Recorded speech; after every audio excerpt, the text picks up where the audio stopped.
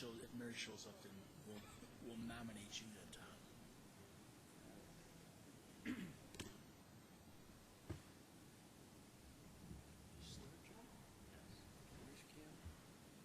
I don't know where Kim's at. Nakia won't be here. She's sick. I didn't hear anything.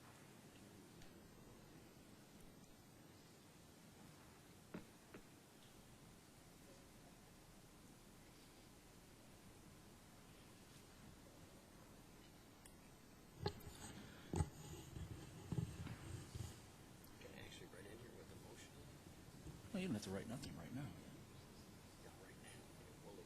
We're not doing public comment first.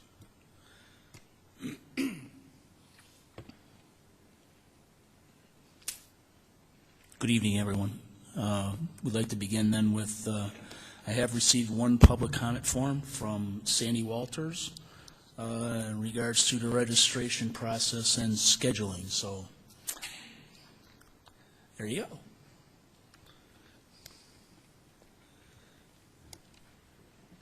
Good evening. Hi. My question is around the registration process, and I don't understand. I've been in the district probably 12, 13 years now, and every year instead of getting better, it seems to be getting more chaotic. And I've talked to so many people.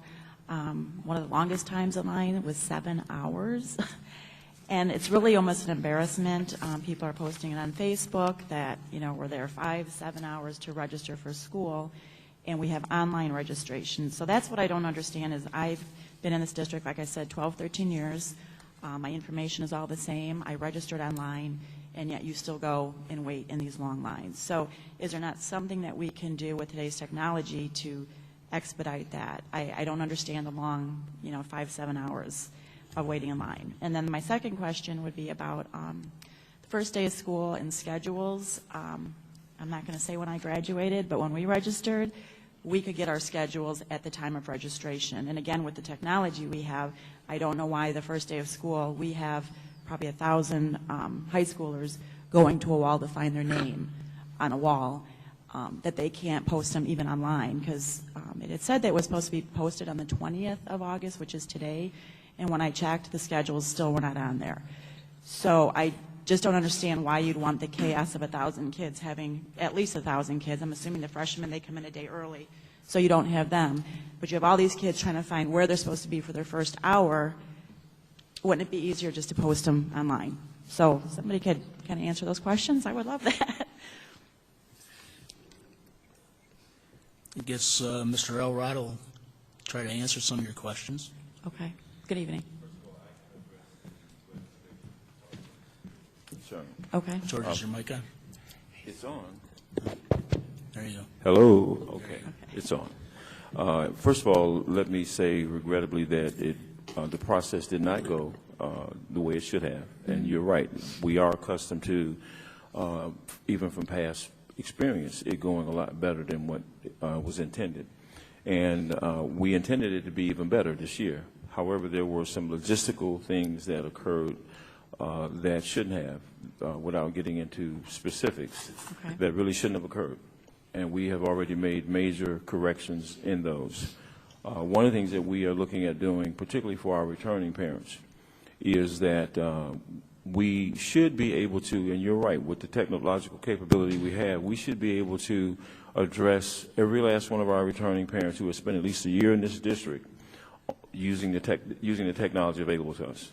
For those that can avail themselves to it, certainly there will be a process in place going forward where they can do so. Okay. That's going to make it a lot easier for our returning families.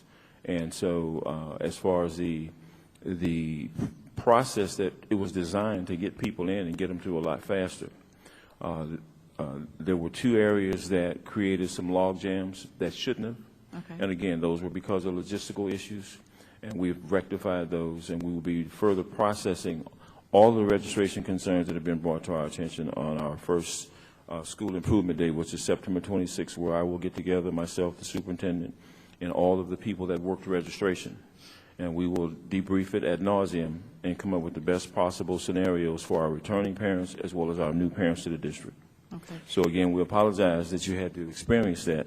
And as well, this is a public apology to the entire district that had to endure that process. So Yeah, we because I thank you think for I'm your speaking comment. for a lot of people from what I've heard out there. And it is kind of embarrassing. I know people that live in Lowell, and they're like, we just register online. You know, Yeah. why do you have to stand 7 hours? And, you know, I do register online, but yet I got to the school, and I had to wait in a line to pick up that green card, which is basically my registration information. Could I not have printed that at home, you know, skip that line completely, go to where I need to show my proof of residency, pay, and leave? You know, I don't Absolutely. understand all these lines that we have to wait in, because it just got ridiculous. And it is an embarrassment, you know, so I Sure. hope we can expedite things next year and that can improve. And then as far as the first day of school, I just don't understand 1,000 kids running to a wall when we have computers. And if they could do it back when I was in school and have a schedule produced at the time of registration, I don't know why we can't do that. Okay. So Thank you. something to think about, please. Sure. Thank you very Thank much. you for your comment. Thank you. Okay. There, I'm going to go a little bit out of order here because one of the other comments that we had here from Judy Lewis is also in regards to registration. So if you'd like to, if we are questions answered or not, otherwise you're free to come up here and we'll stay on the same kind of topic. So.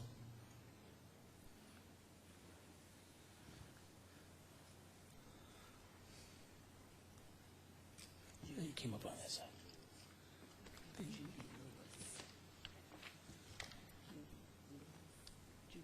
Yes. Yes. Good evening. I'm coming today to let the board be aware of the decision that was made about my children. They were kicked out of the school a week prior to school starting. My children are well-behaved students. They've been on the honor roll for the last 5 years with your district. My son won the conference track meeting last year for the school district. Excuse me.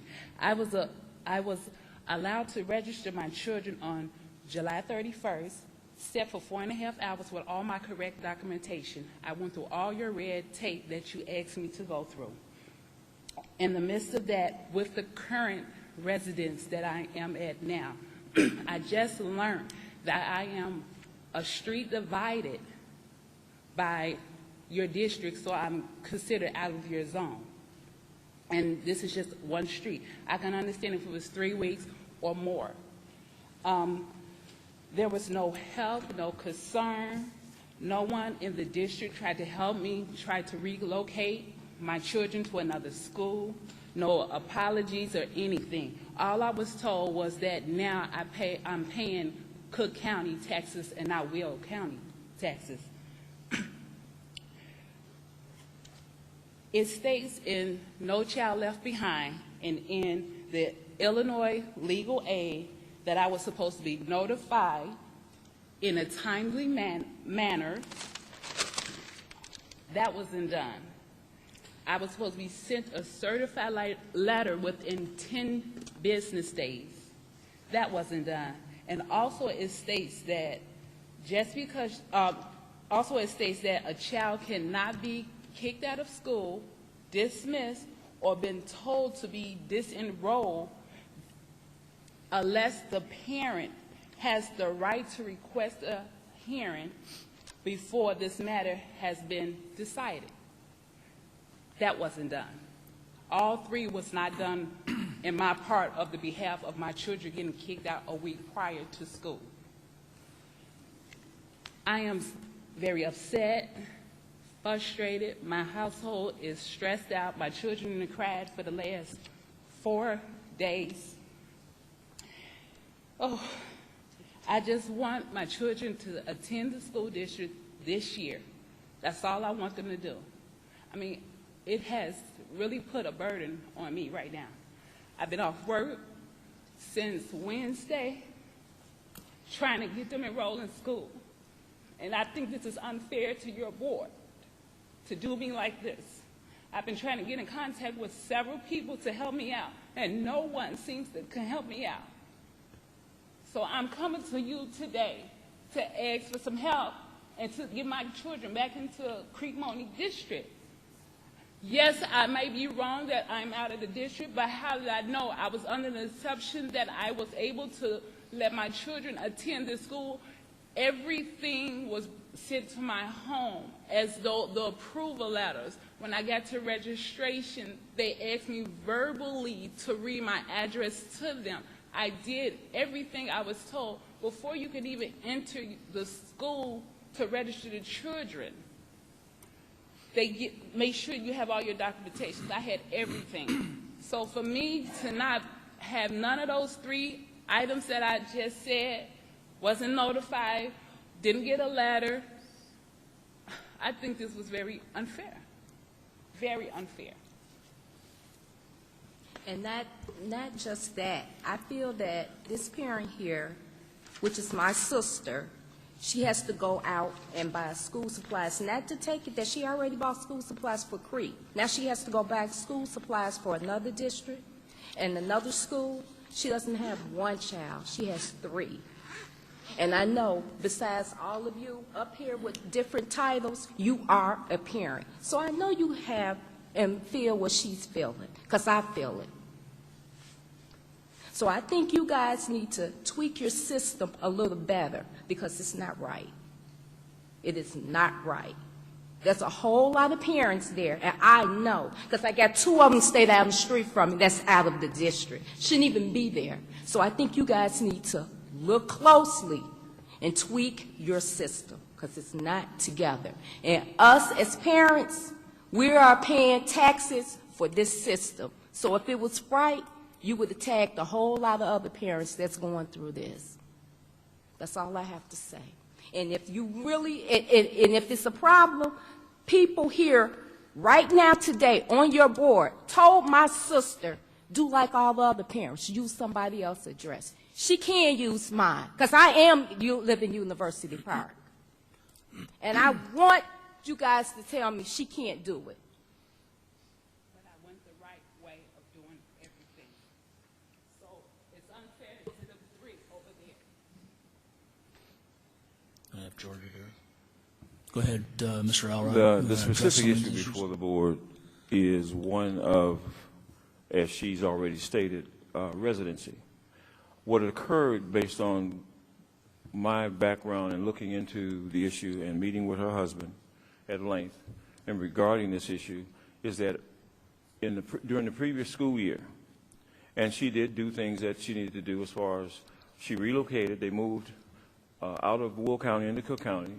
They gave the school the address and information that was current as to where they moved to so that they would be able to receive all correspondence from their kids' school, progress reports, report cards, and so on and so forth.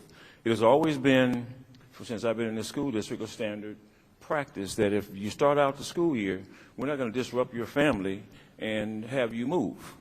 However, the understanding based on board policy, based on our zones, is that once they have done that, and I think one of the points that she makes here is that the information that she received at the beginning of the school year was relative to the fact that they were in the system based on that address, and it gave her the understanding that she could come and register. When she came to register is when it was flagged that they had moved out of the school district and were living in Cook County.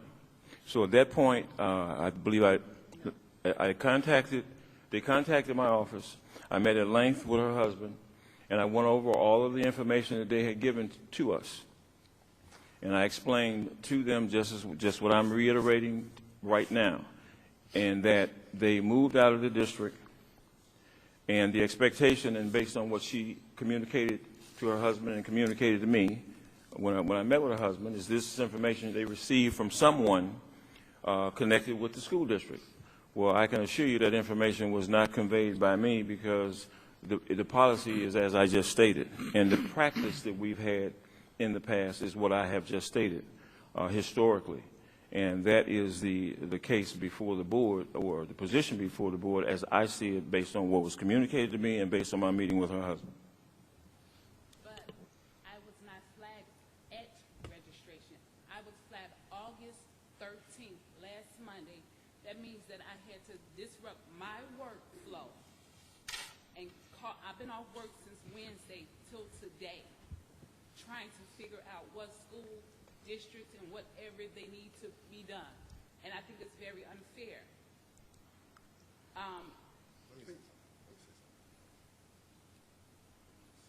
conversation we had, it basically boiled down to tax dollars.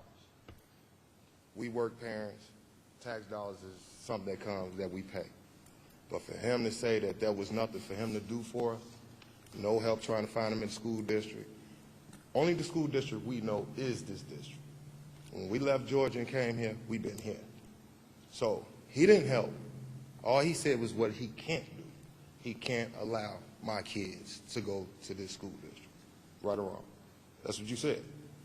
You didn't offer any help to try to get them into another district, another school, any of that. You gave, like I told you, you gave me a 7-day notice that my kids was kicked out of school. You got a junior and 2 8th graders this year. And you're kicking them out because of 100 yards, 40 feet, 100 feet. We're not talking about miles, minutes.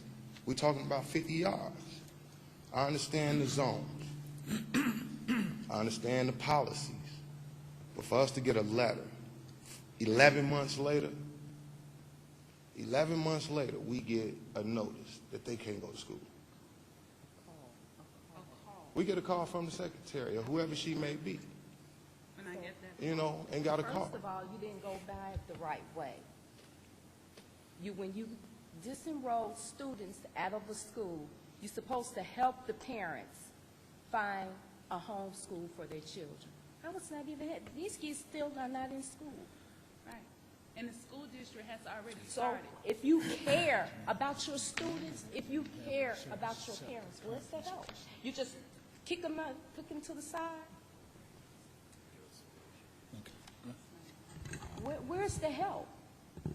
We pay taxes too. So where is the help?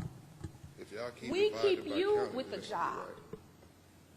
So where's the help? This is what I'm saying. Where's the help? I don't understand. Yes. There's a protocol here, and it was not done the right way. Board Member Sanders would like to ask a question of Okay, Ms. Lewis. let me just verify that I'm hearing you correctly. So 11 months to, what are you saying? Just help me understand. Your kids went to school all year long last year, and you lived, And we lived at the current address that, We are at now. now that they're kicking the kids out of. We moved at the Out of the beginning. district. Out of the the- district.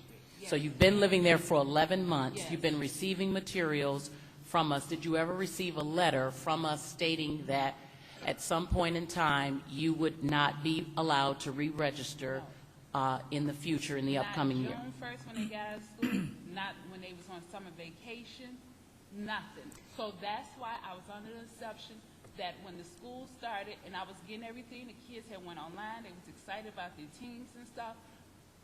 I was like, okay, well, you know, let's go get you registered. I came with all the documentation that I came last year. Even when we moved last year, we brought the current address to the school, to be honest. You know what I'm saying? I'm not falsely giving no information. I'm honest, bringing stuff to the school to say, we have located. The school said, okay, let me make sure that you're in the correct area. They gave So they can kids catch the bus.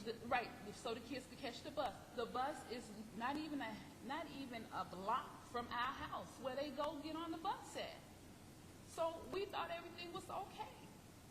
And then August 13th, I get this call at work. So you know my whole day was messed up. And that's professional. I was Call just, it a parent at work. Okay. I just wanted to clarify, and let me just say, I mean, you're right about all of us as board members. We are parents, so I certainly do empathize with you 100%. I, too, agree communication could definitely have been better. I wanted to clarify, but you're specific in saying no one has contacted you to say that you, wait, let me make sure.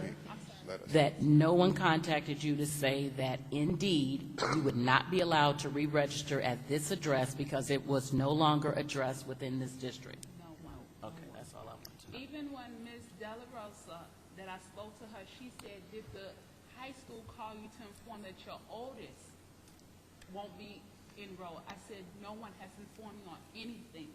She says, well, I'm letting you know this now. because I just got an email stating that your kids are no longer enrolled at this school. So what village are you living in now? We're in Park Park Forest. Forest. Park Forest.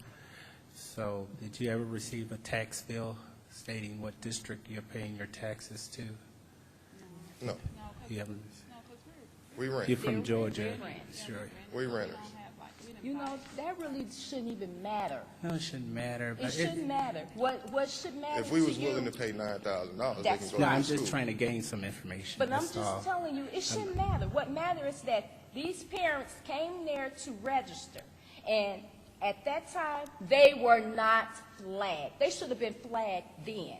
You don't send parents through booth 1, booth 2, booth 3, booth 4, and you don't flag them. Nobody said nothing. She rather called me because I was the last minute this time. You need to get up here. Monday, Monday of August 13th. last I Monday. was just aware of this. We didn't know. And that's the whole thing. I wouldn't be here if I knew this because if you would have gave me that notice in in 3 months or in June, I would have said, okay, kids, I would prepare them to say, we got this zone. We got to go to another school. But at the last minute, and they crammed for 4 days just like me, like, well, what we going to do? And I'm like, I don't know. My niece was walking up here to the door, crying.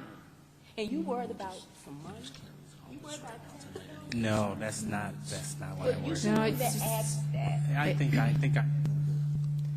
I feel for you, and you know, it's a communication issue, it's a miscommunication. As a parent, all I can say is your kids at least know that they have honest parents. I mean, they've learned a lesson. Yeah, I'm sure there's plenty of people who would lie and lie about the district, and, you know, that's been an ongoing problem for years that I know Mr. Elrod and the people working with him have tried to address every year to crack down on that. You know, I feel for your situation. And it is a shame that you live so close to the district boundaries, but unfortunately, you know, other school districts, if I went to, you know, a neighboring school district and tried to enroll my children, they would deny me because I live within this district. And that's, I really feel for you. Can I, Yeah. can I interrupt? That's fine. We can't, Okay. though. That's Let's- the problem. No, we Ma'am. don't. Man, let me address the parents then and stuff. What I'd like to do is, and I totally feel for your issues and understand what you're going through right now and stuff like that.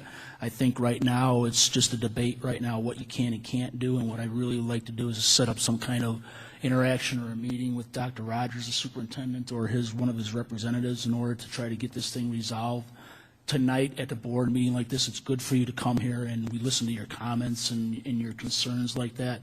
Unfortunately, we can't do anything absolutely tonight like this with respect to the law, too. You know, there's residency requirements that we have to make. If we made a mistake or whatever, and I'm not going to admit to making a mistake like that, we have to comply with the laws also. And unfortunately, sometimes we have to bear with some of the mistakes that we've made as a district or that you've made as parents, you know, possibly of just moving and not knowing where you're supposed to be attending. So I don't want to get into who's right, who's wrong. I want to try to get this resolved and taken care of and stuff. And I think the best place we need to do, because of privacy and things like that and stuff, that you set up an appointment with Dr. Rogers in his office to try to get this resolved. So. I think what I would like to do, Mr. and Mrs. Lewis, is the paperwork that you have where you said that you have some sort of legal brief or a law, is if you could give that to us, because what I will do is call our attorney immediately tomorrow, fax that information. What you're talking about, I have heard of that in certain cases. I'm not sure if the case that you're talking about applies to this situation. So that's one issue. But the second issue is that I will talk to the board later on this evening about possible scenarios and what they, you know, may or may not want to do as far as give certain direction to me. But if you could give us that, whatever you have with you, if you do have it. If not, if you could bring it to me tomorrow. Do you have it with you tonight? Yes. Can we have it tonight? Yes. Can you make a copy because he wanted that? Okay. Yes. One of our security people will make a copy and will return it to you. And then Ms. Lewis, do we have the best, or Mr. Lewis, either one, do we have the best phone number to contact you at? Otherwise, we can give you this paper back and you can write down several phone numbers. Whatever number you want us to contact you at tomorrow, we can give you that.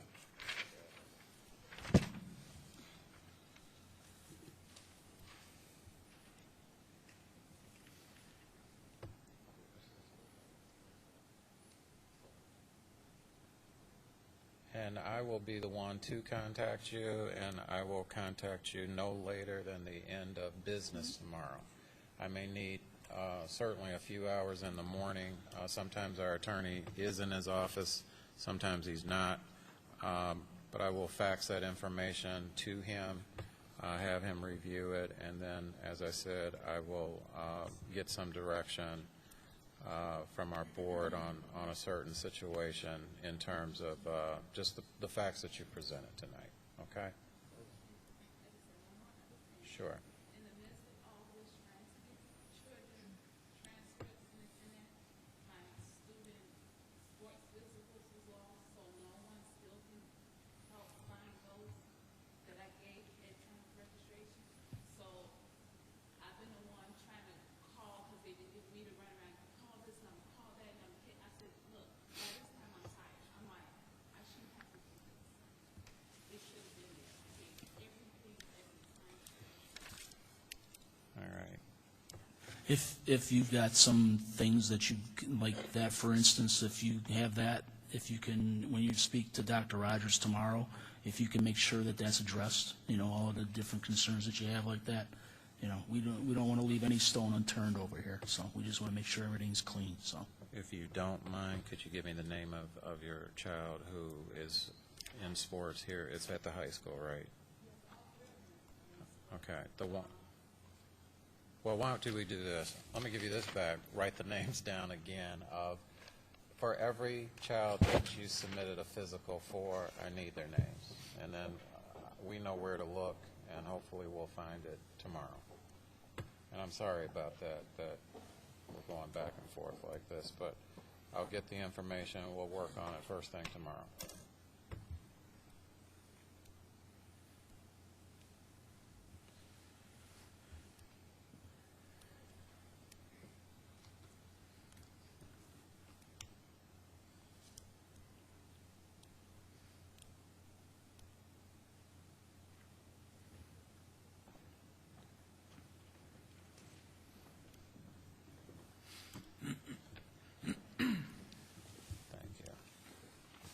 Okay? you. Thank you very much for your input. Thank And you. we will get back to you tomorrow. Okay. Okay. I do have one more public comment form that I received, and this is from Miko Montgomery, and requesting an additional class be added for third grade at Monee Elementary. You've got the...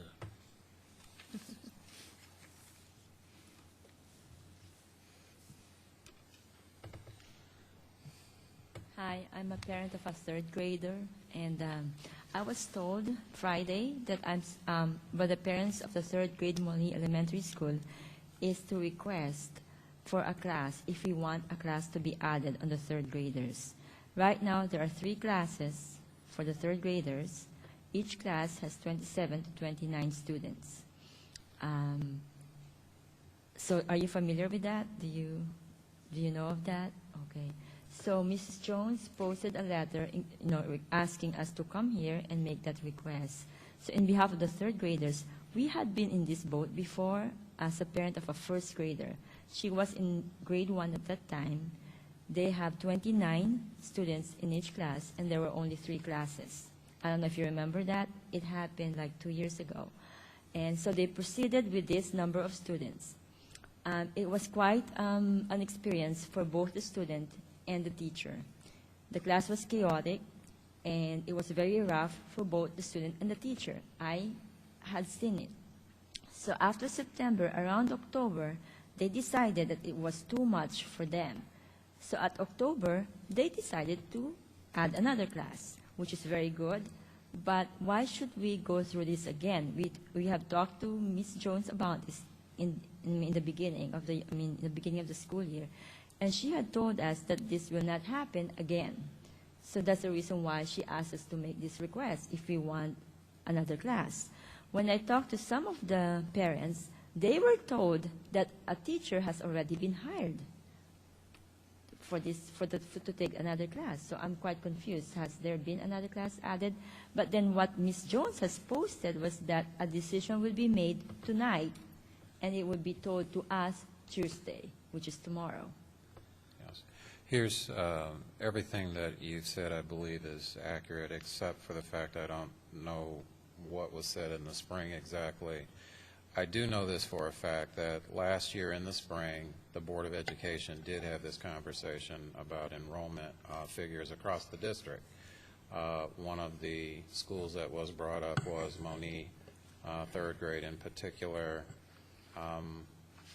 One of the things that I do want to say, you know, in defense of the budget decision-making process is that there have been times where I do empathize and I'm very concerned about class size in our district. But sometimes, not all the time, sometimes we've had large numbers in the spring and they don't materialize in the fall.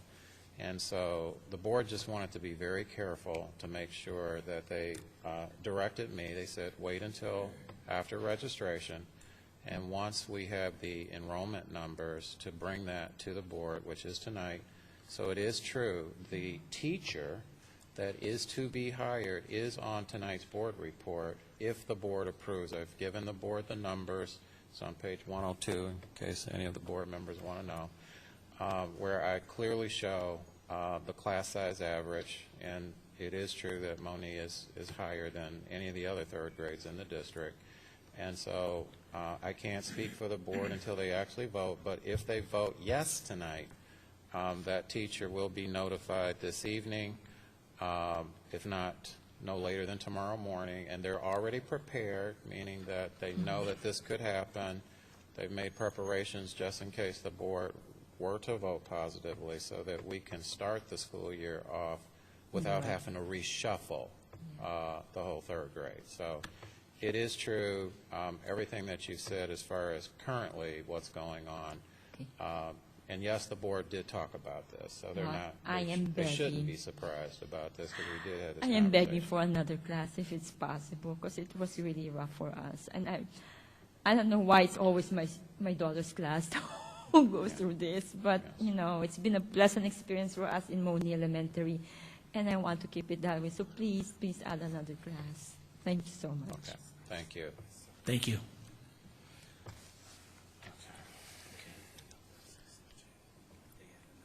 I have received a couple other public comment forms since we started. So the next one I received is from Nathaniel Smith, and you want to discuss some transportation for children within the district that attend private schools. So there you go. Good evening. Good evening. My wife and I, actually, our daughter is currently attending. Is currently attending Deer Creek, and we've been looking throughout at the end of last school year as well as into this year, looking at getting our daughter to and from Deer Creek, and what the guidelines say about transportation and bus routes in private schools within the district. And we've gone through the code and all that. We've talked to Mr. Elrod a couple times via email back and forth and everything. So we just wanted to bring it here to the board just to, I don't really know what the next steps are. We went over your email response. I believe you talked to my wife today. And basically at this point it's just kind of in a we'll see what we can do kind of state. But I know it was pretty clear just in the rule book in general that if I know there are several students at Deer Creek that live currently in the district, as well as some other schools, that the district should be addressing transporting students to and from those private schools or charter schools if it applies in the area within bus routes and different things like that. So we just wanted to bring it to the public forum. I don't know if you had anything you wanted to add to make sure that it got on the agenda, I think, before any decision can be made. I'm just not sure what the next steps are. This is more so a clarification point, but to make sure to get that out to the board. Did you want to add anything? Yeah, I guess for me, and I've talked to Mr. Elrod, quite a bit about this, but for us, we don't see it, I'm sure you guys remember me, we don't see it an option to send Audrey to Talala Elementary. And I actually have started a new job because of that, because we can't, it's really tight, trying to pay for private school. But if we have to do before and after care, that's going to raise our costs 50%. We're going to be up to probably $7,000 to $8,000 a year. So, and again, like I said before, I can't be the only person that, this is a problem for. So I guess we just wanted to bring it up to the board to see, I don't know if it can be put on an agenda or how it can be addressed, but just wanted to bring it here. Can I just ask for clarity again?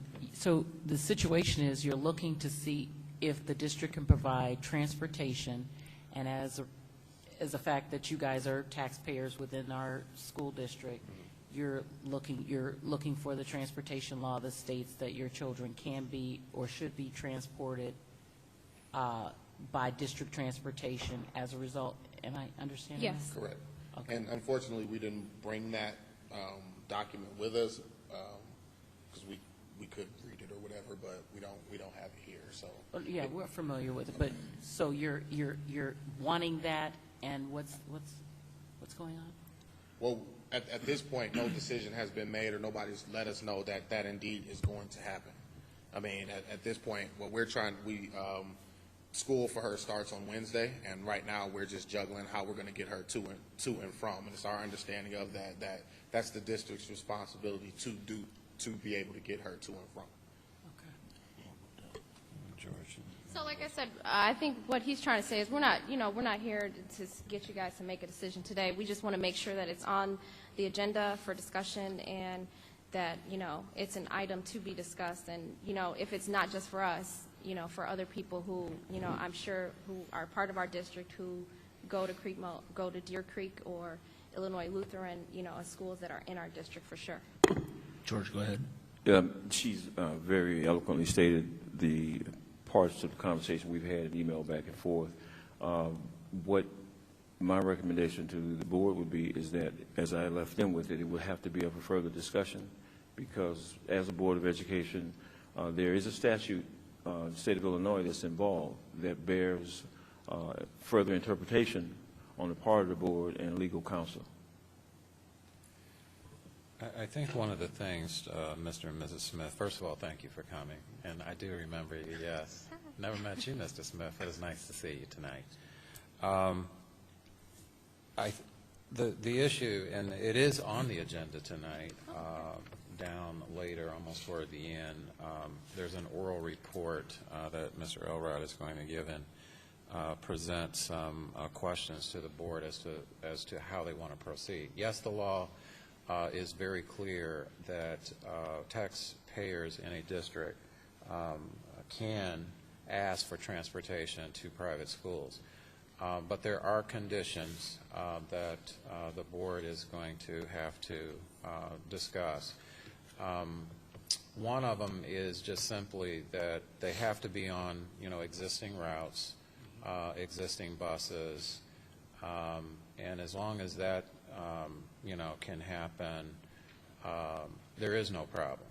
The problem comes is when you have schools that don't have the same start time or end time as your school, because where the law does have a caveat is that if you have to do anything extra that is of cost to the district can take that cost on, but the board would have to approve it because it would be additional cost. It wouldn't be the same cost that we have now, if you understand what I'm saying. We do have another request from Mother Teresa Catholic School that is also asking for the same thing, and Mr. Elrod's been working on this for several weeks. And again, getting the children there is absolutely no problem because their start time is close enough to ours, but because their end time is almost 30 or 40 minutes later, it would probably, I think, Mr. Elrod told me today, it would be an additional cost for the year of close to either $30,000 or $40,000. And so again, the board is going to have to be the one to make that decision. We'll give them all the information to make an informed decision. But sometimes if you have to employ extra buses like shuttles, or if the bus company has to do special routes just to accommodate the request, the bus company doesn't do anything special for free.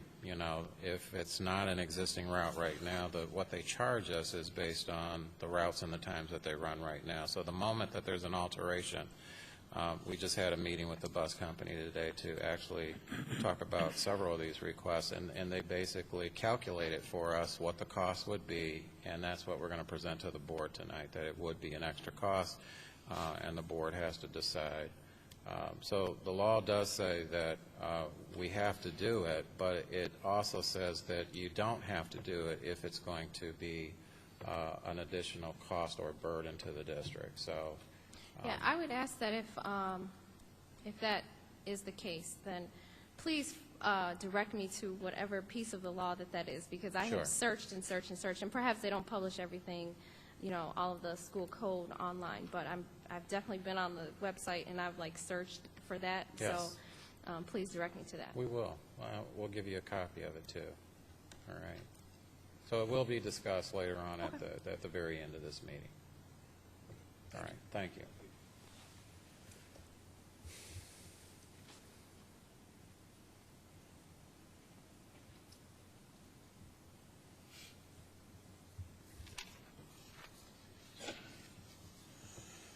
Okay, I've got, I believe, one other public comment form from Sandy Walters, Spanish class at Crete Monee Middle School. Thank you for taking one last question from me. I apologize for not stating it earlier, but just a quick question and some clarity. If I'm correct, is it the only kids that can take Spanish class at the middle school are the CSK kids? Is that offered only to the CSK students?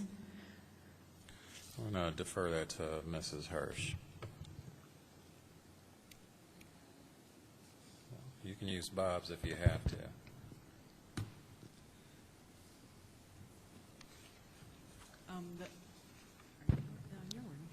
The Spanish at the middle school is available to all students.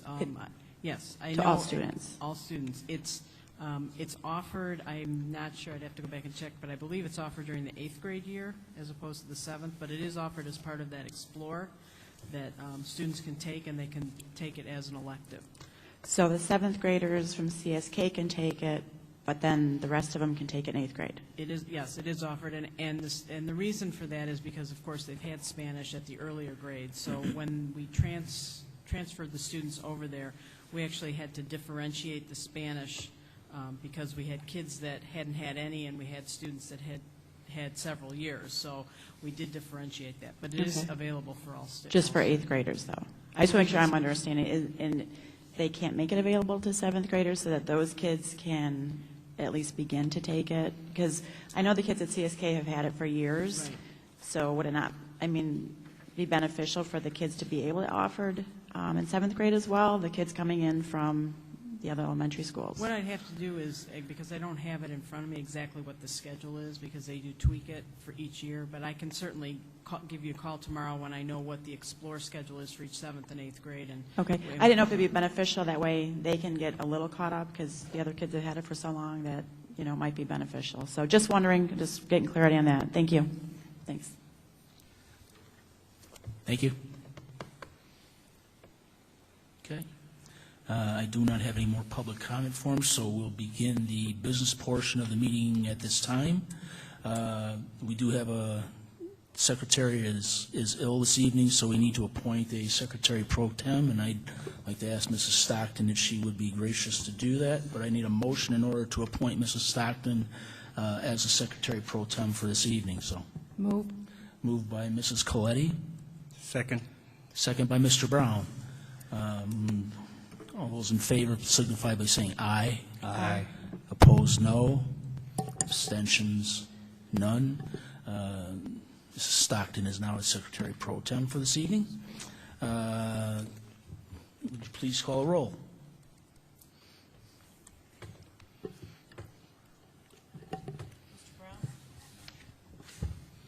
Here. Mrs. Coletti? Here. Mr. Heisel? Here. Mrs. Sanders? Here? Secretary here. President? Aye. I'm here. I'm sorry. Can you all stand for the pledge? I pledge allegiance to the flag of the United States of America and to the republic for which it stands, one nation, under God, indivisible, with liberty and justice for all. Okay. Next item is, do we have a closed session needed for the beginning? No, sir. No closed session, so we'll move to the next item on the agenda, which is the consent agenda. I'd like to entertain a motion to approve the consent agenda as posted in the meeting minutes. Moved.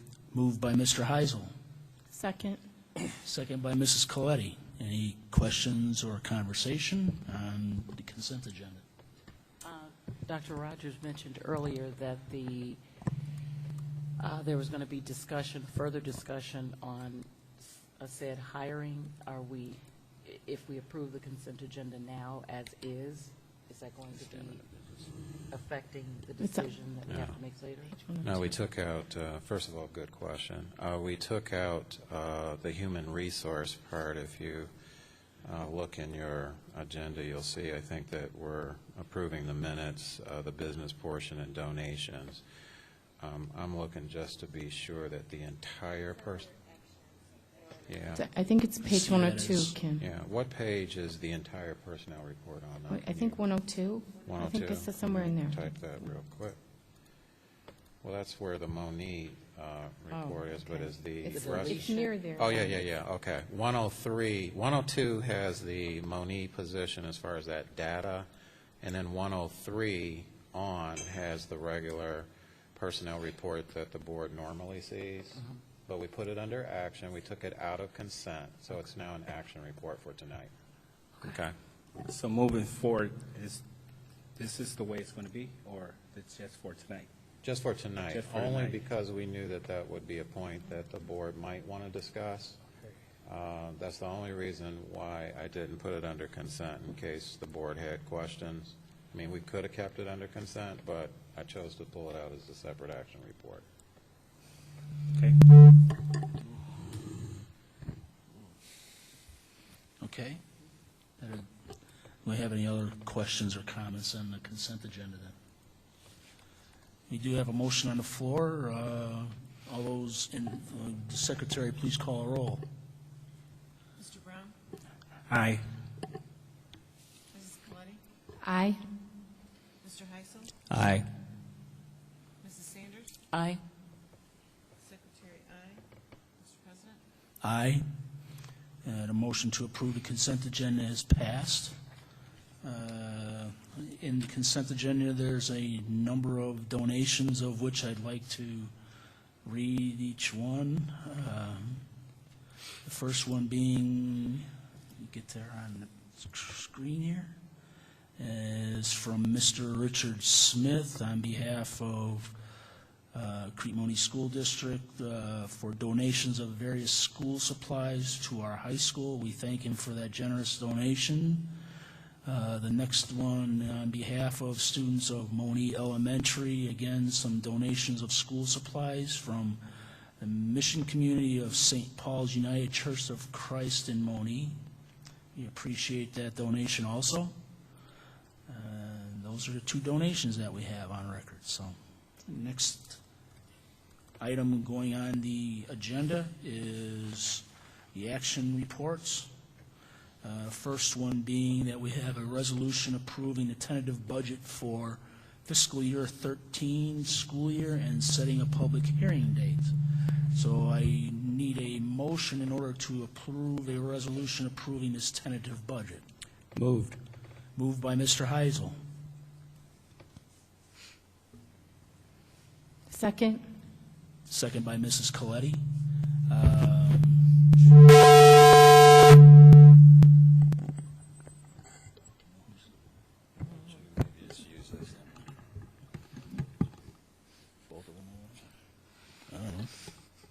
Okay.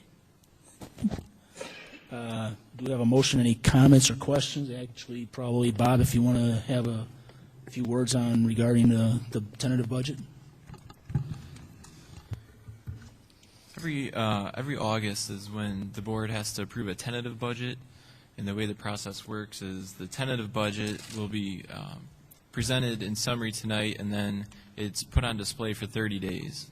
So it'll be posted on our website. It will be available at the district office, and the board, the community can come in and examine, you know, all the details of the budget for 30 days.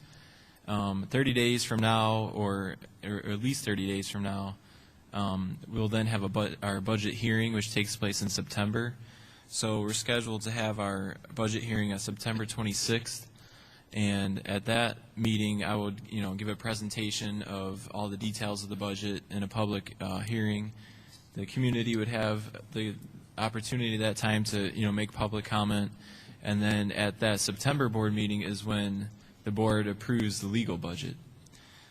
So at this meeting, at the Finance Committee meeting earlier in August, we reviewed the details of the tentative budget.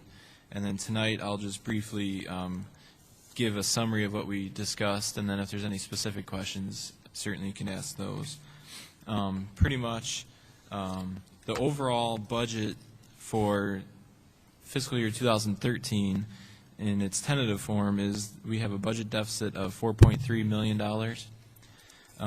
As you know, all year long, we're looking at our long-term forecasts, our long-term projections. Our most recent forecast that we discussed in detail in both the months of May and June with the board and mostly the Finance Committee was we were looking at a forecast of a $4.9 million deficit for FY13. So the 4.3 is an improvement. It's primarily due to the fact that general state aid is going to be prorated at 89% instead of 85% like we were predicting. So essentially what that means is that our primary funding source from the state, which is general state aid, we're awarded that amount based on our attendance figures and based on our property values in the district and that formula that determines that amount. The state will give us that amount, but then they'll take 11% of that and not give it to us, basically because the state doesn't have enough money to give school districts the amounts that they're supposed to get. So they cut that funding by about 11%, which ends up costing our district about $1.3 million. But like I said, that's a little bit better than we thought it was going to be. We thought they would actually take 15% off. So based on that fact, our deficit is at about $4.3 million. Based on the discussions we had in May and June, my recommendation was to bring the deficit to about $3.7 million through a series of recommendations that we discussed in terms of some cuts that we could have for next school year.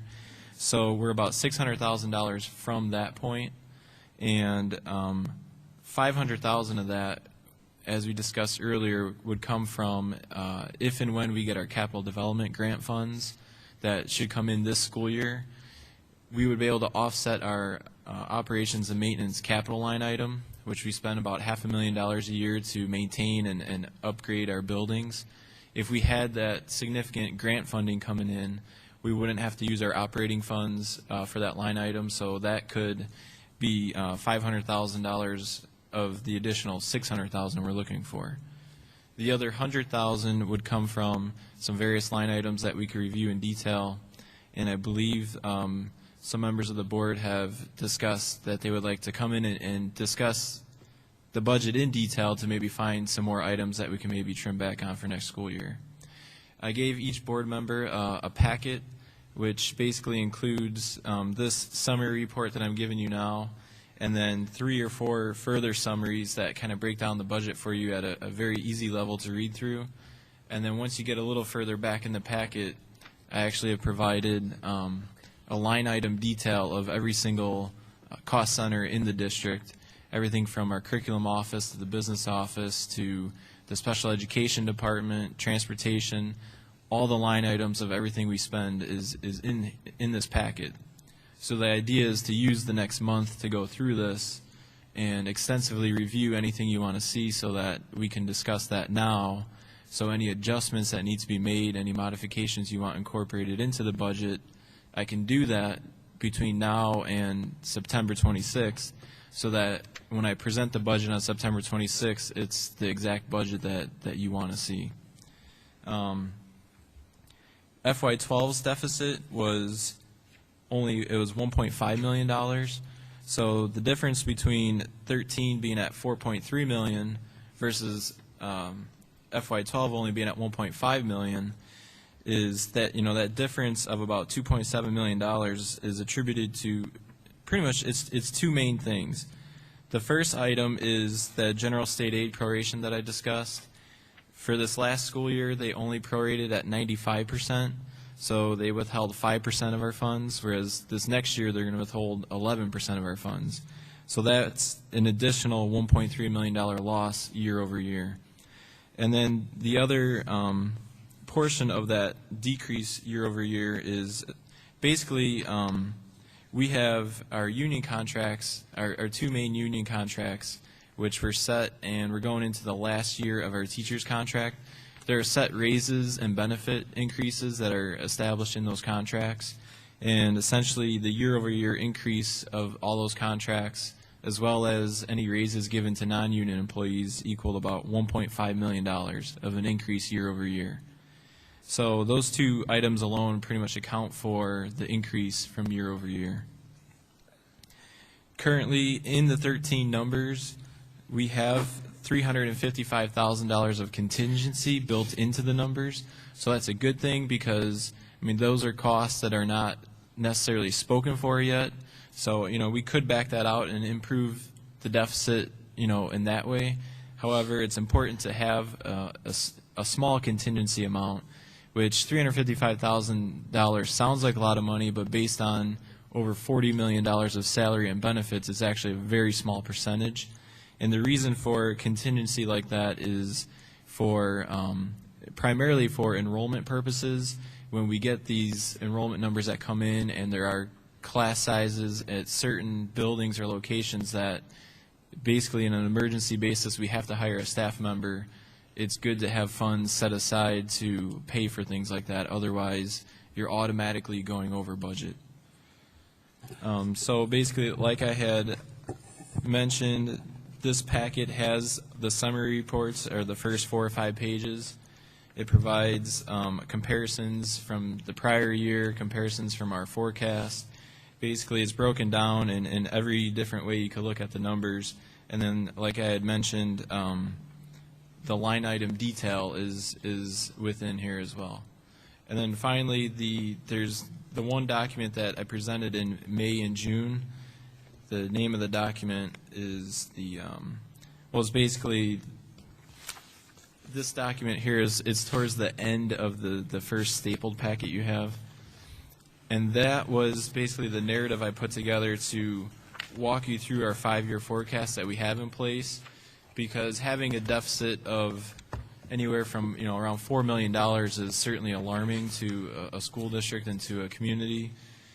But basically in that document it shows what our 5-year plan is, and how, as crazy as it sounds, a $4 million deficit is we're still on track, on plan at this point. And there's various reasons that we discussed in there as to how over the next 2 or 3 years we will work our way towards getting a balanced budget. So if there's any questions, please let me know, after the meeting or tonight. But for tonight, all we have to do is vote on the resolution to approve the tentative budget and to approve the notice of the public hearing, which will take place on September 26th. So those are the resolutions we have to pass tonight to kind of keep the legal process in motion of getting our budget established.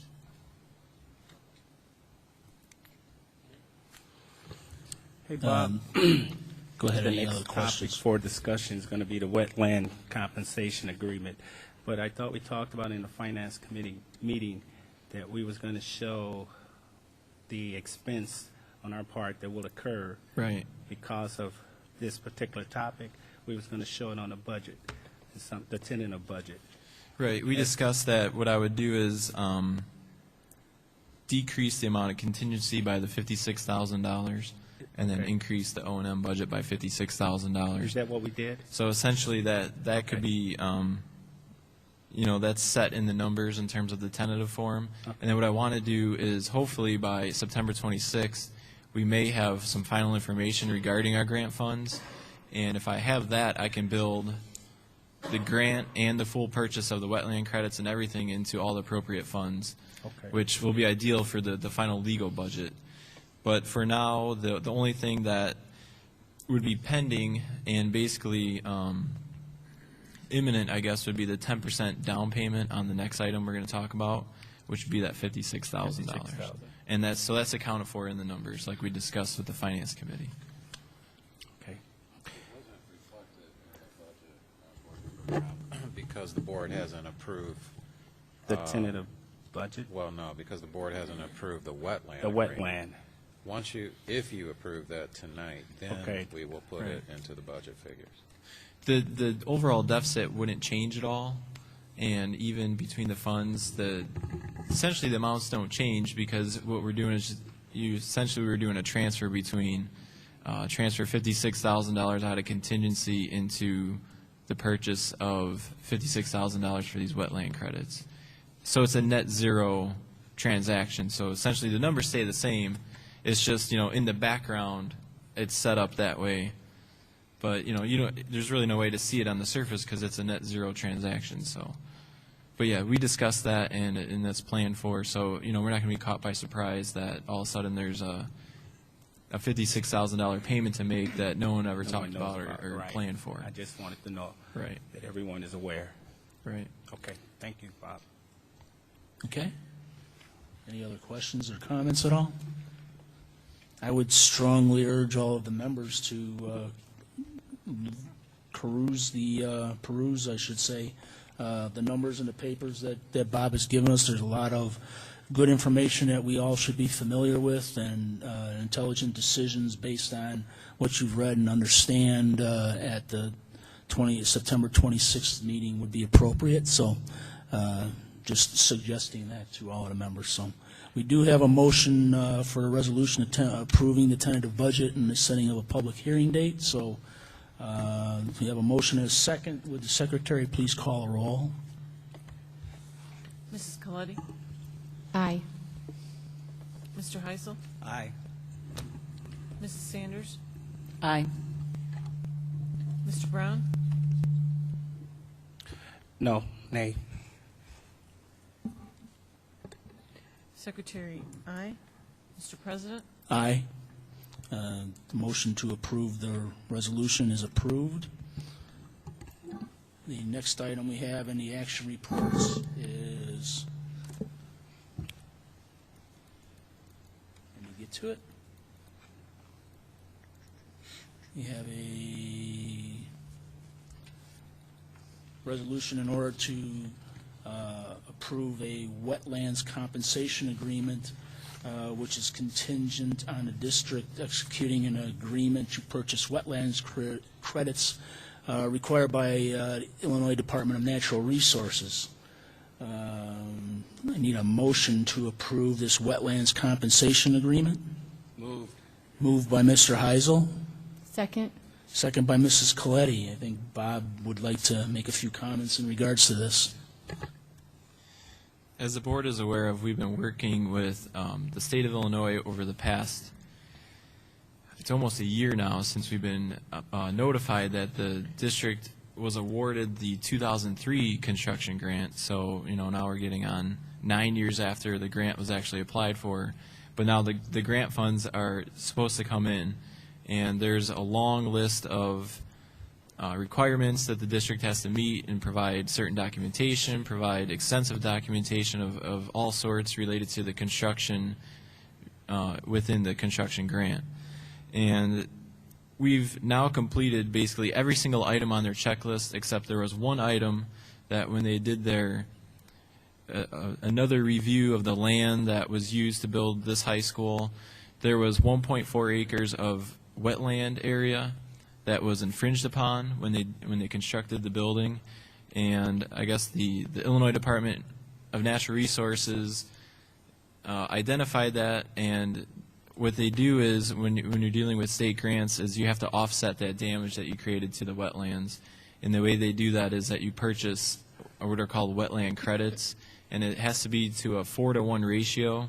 So essentially we have to purchase 5.6 acres of wetland credits that offset the damage that we did to the wetlands back in 2002 or 2003.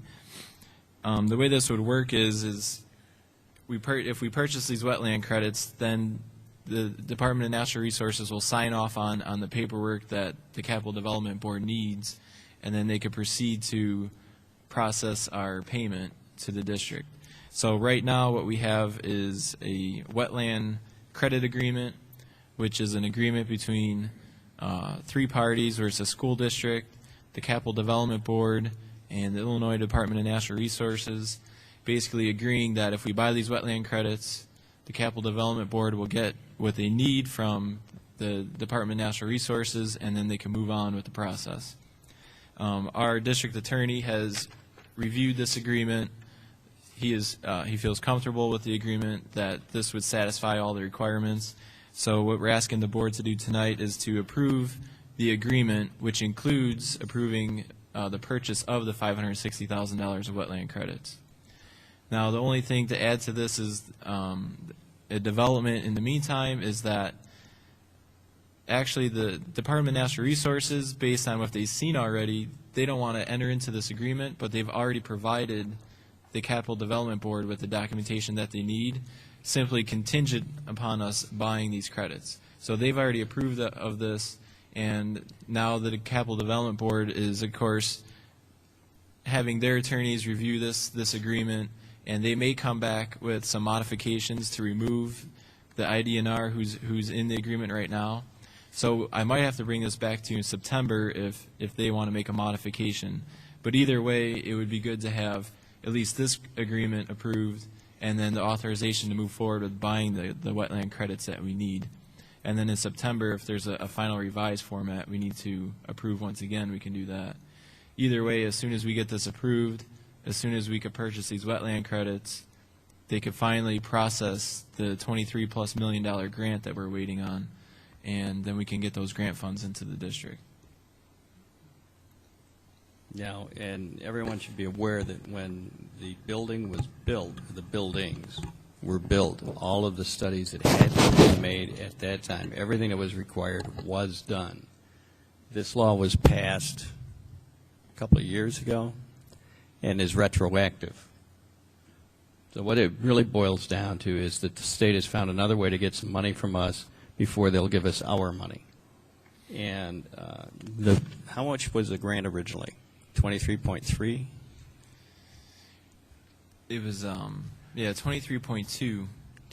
And then it was revised upwards of 23.6 to help compensate for land that we purchased. So we got a $400,000 increase. They want $560,000 total for the wetlands. So in effect, we're taking a $40,000 cut. But for $40,000, we get $23.1+ million. And if we don't do it, we don't get anything. Any other comments or questions at all from the members? Oh yeah, there's one other thing. So that you know, the $56,000 that we have to pay up front, if the state does not come through in the end, is refundable. So, it's us in the state of Illinois, folks. Okay. So this is the last hurdle, Bob, for obtaining our capital. Until we get done with this one. This should be the last hurdle. This is the last Although one. we've said that before, and they keep coming up with new ones. But Remember who we're dealing with here. we are If you saw the checklist, I mean, where this is like number 500 out of 500. I mean, we've sent them volumes and volumes of information and copies and documents, and it's been a never-ending process for the last few months, but this should be the last hurdle now. Well, Go ahead. I know I'm jumping the gun a little bit here, but once we do obtain, I'm going to be somewhat optimistic about this. Once we do obtain this 23 point some odd $million, is it possible to do a tax abatement for next year to relieve the property owners? Right. Is it premature talking about that? When we first learned about the grant, we had, we were proactive and put together our capital plan. Our plan, what will we do with this money when we get it?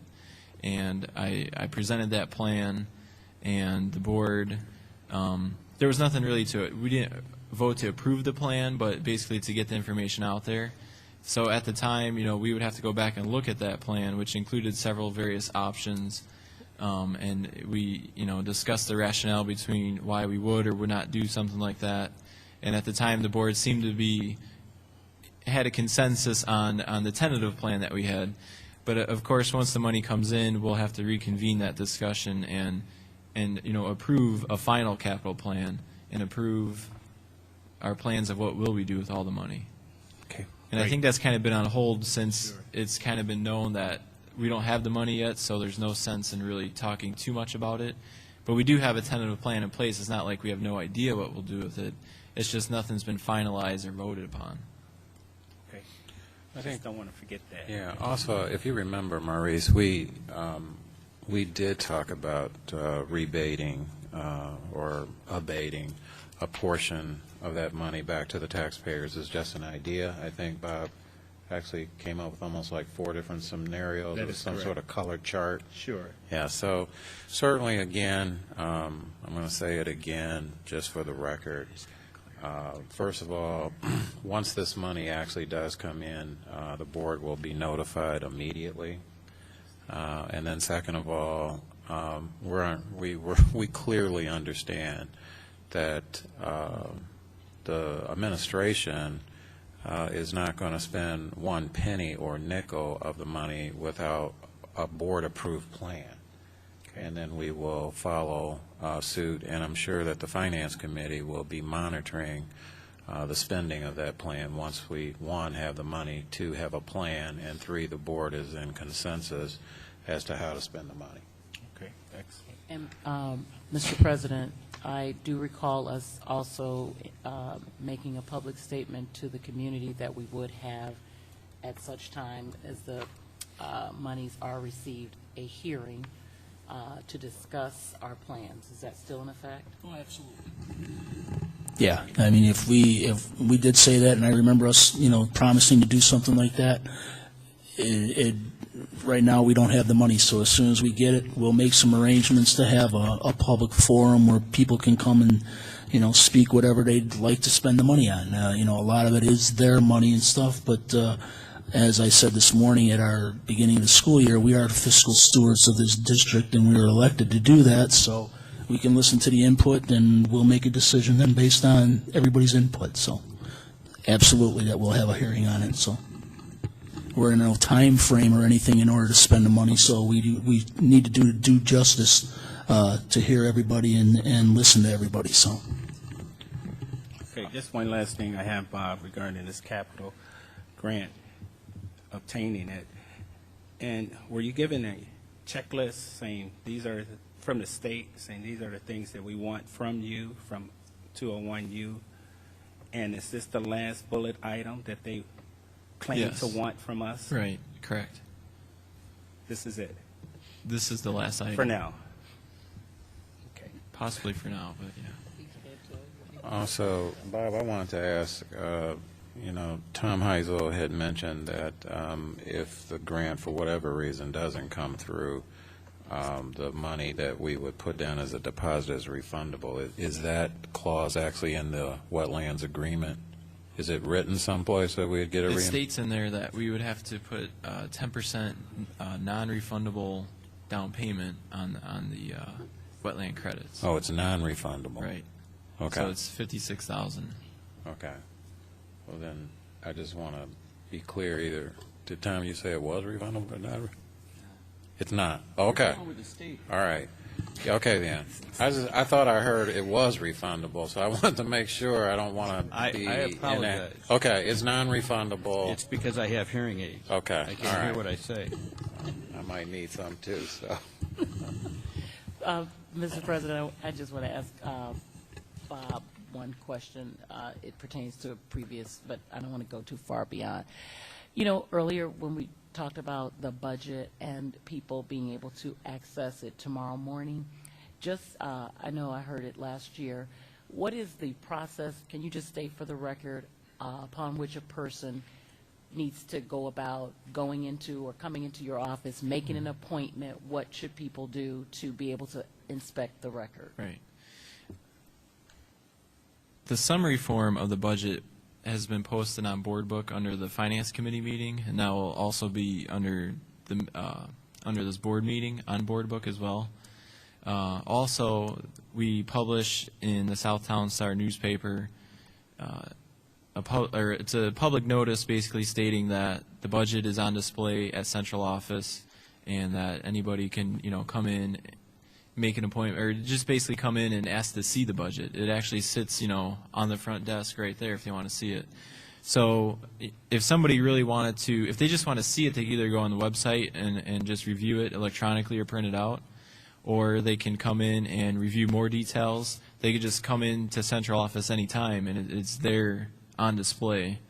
And if they want any more further information or ask me questions, they could either just call me or email me or contact anybody at central office and essentially, state that they want to discuss the budget, see some details, and come in pretty much almost any time during the week to discuss it. Thank you. Any other questions or comments in regards to the wetlands compensation agreement? If not, then we do have a motion and a second on the floor. Would the secretary please call a roll? Mr. Heisel? Aye. Mrs. Sanders? Aye. Mr. Brown? Aye. Mrs. Coletti? Aye. Secretary, aye. Mr. President? Aye. The motion to approve the wetlands compensation agreement is approved. The next item on the action reports is the approval of the personnel report. I need to get a motion in order to approve the personnel report as listed in the agenda. Moved. Moved by Mr. Heisel.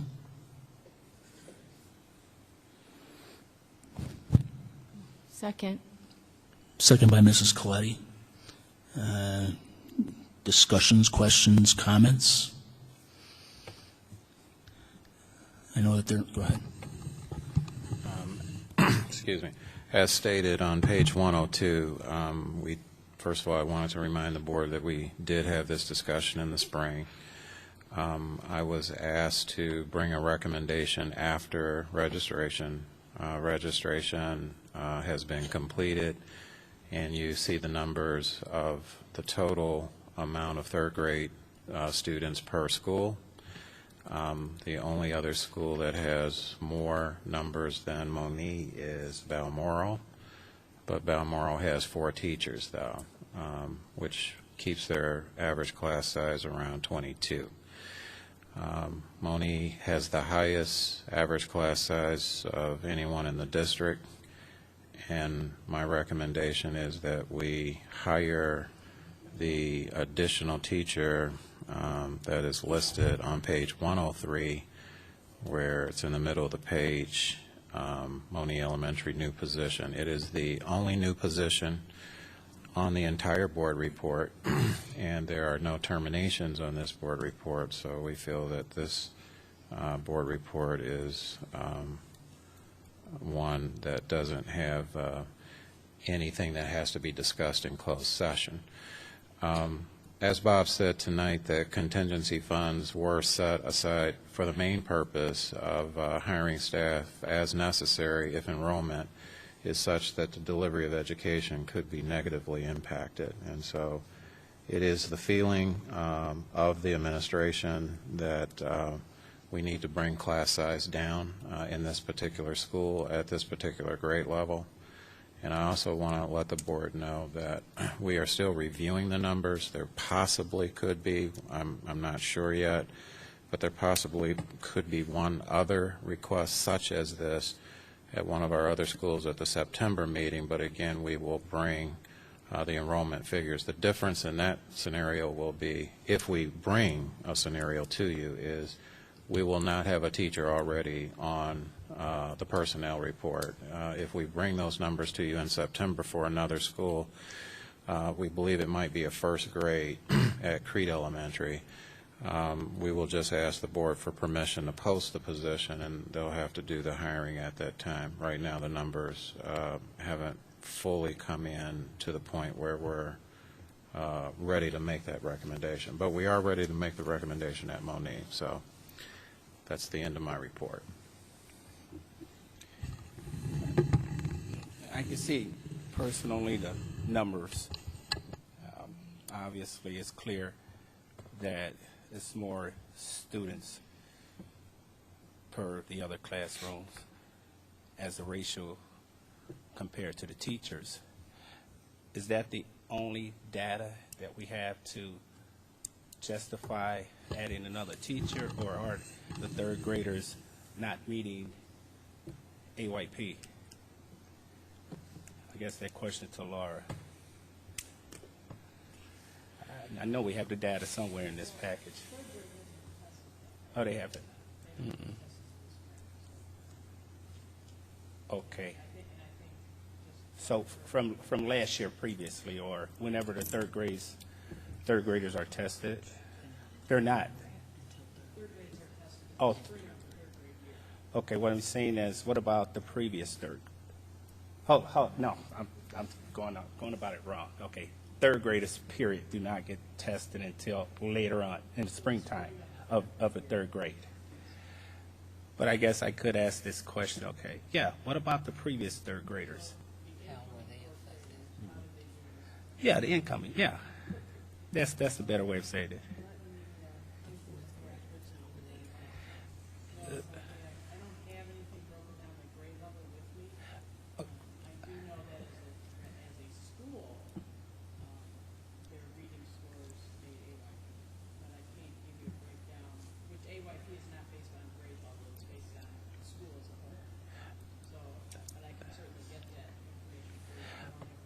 Well, yeah, we're going to probably obviously vote on it tonight, but I was just looking for, and I think I expressed this concern in the conversation that we had previously about this, and I hear the sentiments of the teachers and the parents to add another teacher to eliminate the so-called overcrowdingness of the class, but is that the only driver to warrant an additional teacher?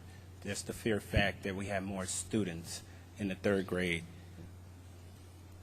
Laura, I guess that was my question. I think if you could refresh Maurice's memory about our discussion in the spring, was the reasons why the teachers and parents had requested this was because of the detrimental side effects of having too many kids in the classroom. So it was more of this is more of a proactive measure. Exactly. Exactly. All of the literature shows smaller classes do better. And that's research that's nationwide, and it's been going, it's been going on for years.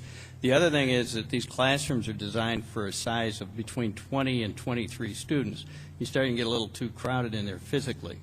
It's just not the room. And I agree with you 100%, Tom, but my problem here with this is that I don't want to come back and find ourselves being in a budget crisis and doing some type of, blanket cutting of teachers just for the mere fact that cutting labor is the easiest thing to do when it comes to cutting the budget.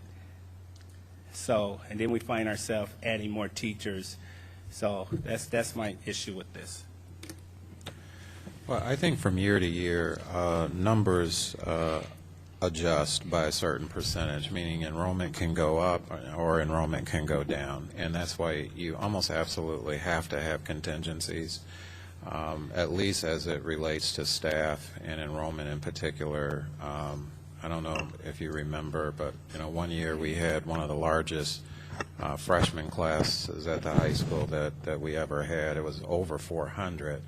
Most of our grade levels tend to round out around this number, 330 to 350, but sometimes we will get additional numbers for whatever reason is the cause of it, people moving in, people moving out, sort of just a bumper crop that just happens for different reasons. But this is a case where, again, it's just they actually had these numbers last year, knowing that we would probably face this situation, but again, using constraint and being fiscally responsible, we just wanted to wait because we also know at the same time that there's times where the numbers don't come through.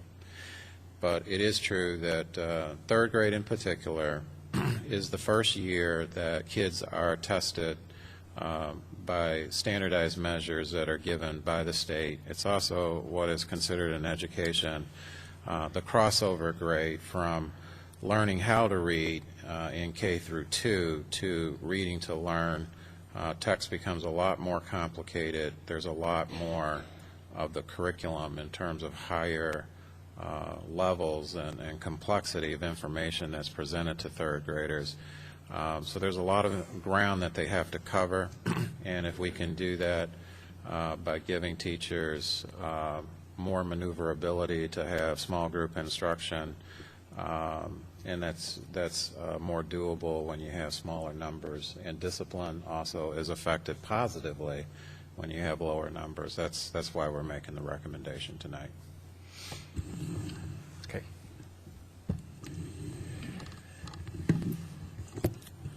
Just a quick comment on something like that. I know it's always been part of the board's, I want to say, philosophy in order to keep class sizes 25 or less.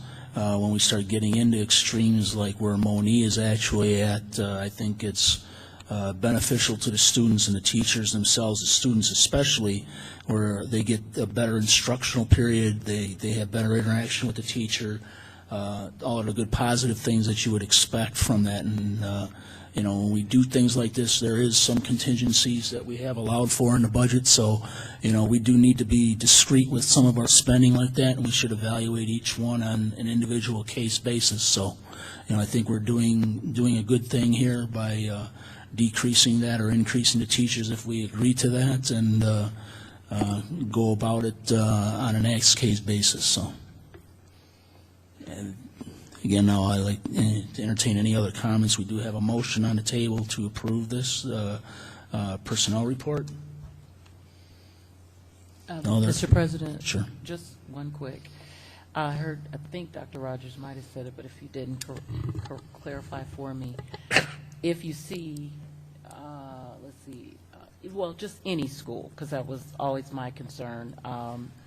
If you see any school during the course of the year, and as we know, enrollment can still fluctuate, we could probably get 10, 20 kids in the middle of the semester.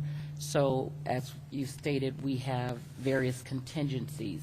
At what point do we, I just want to say maybe, what would it be? Crete. Let's just use Crete. So in January, if their numbers rose, I don't know, do they even have room for another teacher? Or how, I mean, and the reason I say that is because I know it's been, when people have asked me about this Monee situation, it just seems to me always we want to be fair and equitable. So if any other schools have this same scenario, again, empathizing with parent concern and feeling, but as an overall, what is our statement on class sizes as they relate to if they change or fluctuate? Will we put in another teacher at another school for the same purposes? Yeah, actually, it's built into the teacher's contract, and I can make a copy of that and give it to the board. That's where we have our guidelines. Don't hold me to this, but I think it's either the 5th or by the 10th day of school, it clearly outlines what the class size guidelines are. We don't call them limits because the union also understands that there could be some times where it's just not financially possible. But if class sizes get to a certain point, and certainly in 3rd grade at that number that we see, that's a point that they would have a justifiable reason to write letters. There's a process that they have to go through. If you remember, it was the teachers who wrote the letters last year, and they weren't doing it to become plaintiff, if that's a correct word. They were doing it because their contract tells them that when certain things happen, they are to notify the superintendent. And so, yes, past practice has been that if class sizes rise dramatically in the first semester, we can usually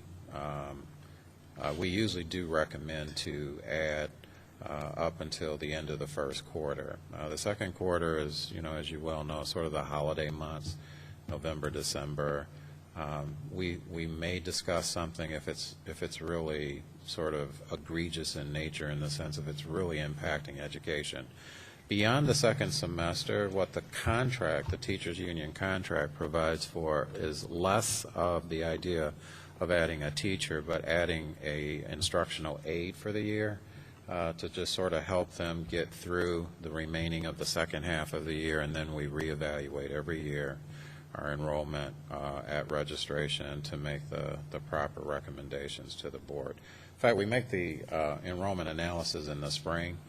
Dr. Edison does what's called a staffing plan, meets with every single principal, and actually he recommends to the budget office and my office what the number should be per grade level. That's when we have the discussion with the board if we feel that we need to add more. But unless there's some unexpected increase, we don't usually add. In this case, we needed to add, and there may be one more, maybe two more. I hope there's no more than one or two more. And then pretty much after the first quarter, we're pretty much done, and then we have to resort to other things that's listed in the contract. How could we get this new teacher up to speed when school pretty much started already?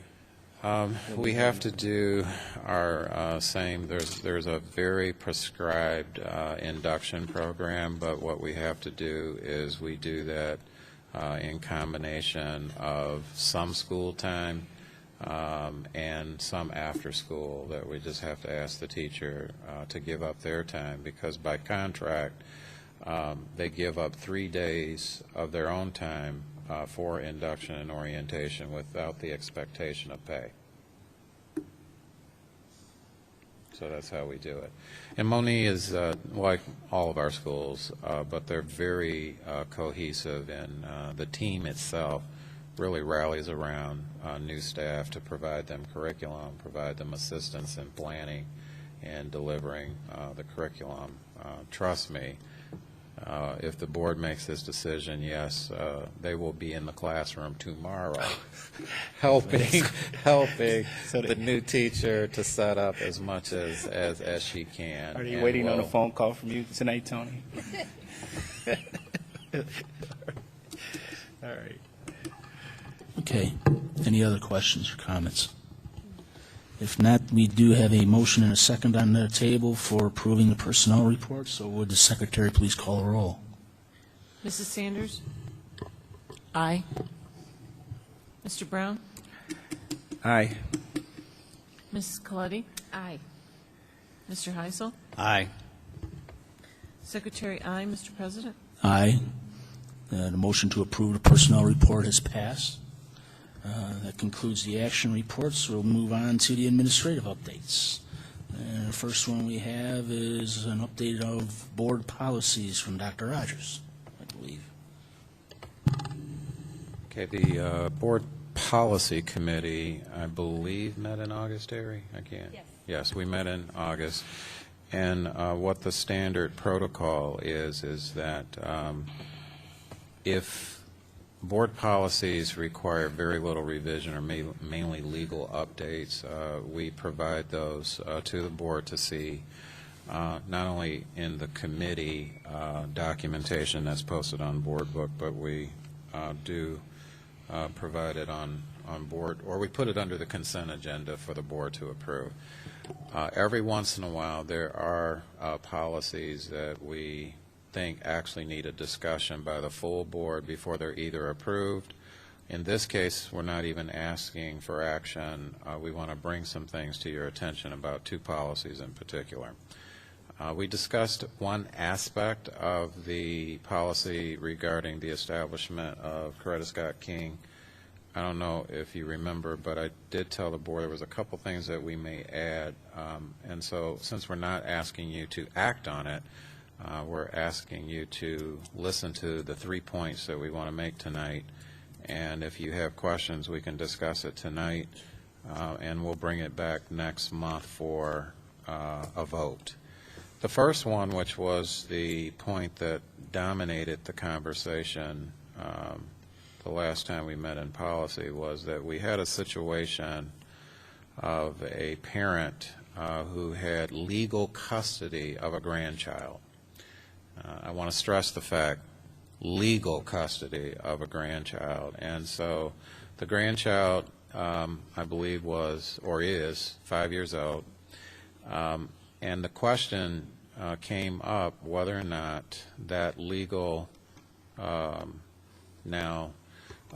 legal custodial child, which even though it's a grandchild, could still enter Coretta Scott King under the family admission policy, which is only for kindergartners. There is no family admission policy beyond kindergarten. So if you look on page 116, there is a bullet there. There is some red lettering. The consensus of the policy committee is that that parent should have the right because of two reasons. One, it was proven that the grandmother or the parent had legal custody, and second of all, it was proven that the child does live in that home. And so for that reason, the policy committee directed me to have our attorney look at it and put language that would open it up for other situations that they felt the board or the policy committee felt should also qualify, such as a foster child, an adopted child, a stepchild, or a child for whom the parent of the qualifying older sibling has legal guardianship. Our attorney did look at this, so this is their wording.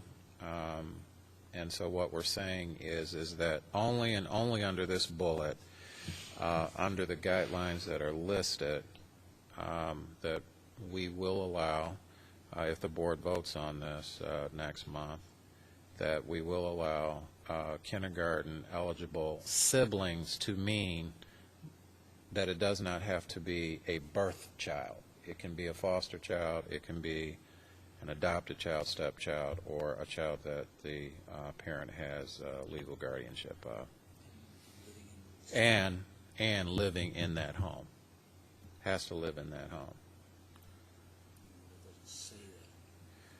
Actually, it does. For the purposes of this policy, a kindergarten eligible sibling must reside in the same household as and share a custodial parent of the older qualifying sibling. Yes. But I think, Dr. Rogers, we have to ensure ourselves that just by definition, I haven't looked at Webster lately, I'm just assuming a sibling is a biological brother or sister. So that's what I'm thinking. Does it necessarily, I know what we talked about in the policy, mainly in the intent of this, but just been a so-called devil's advocate here.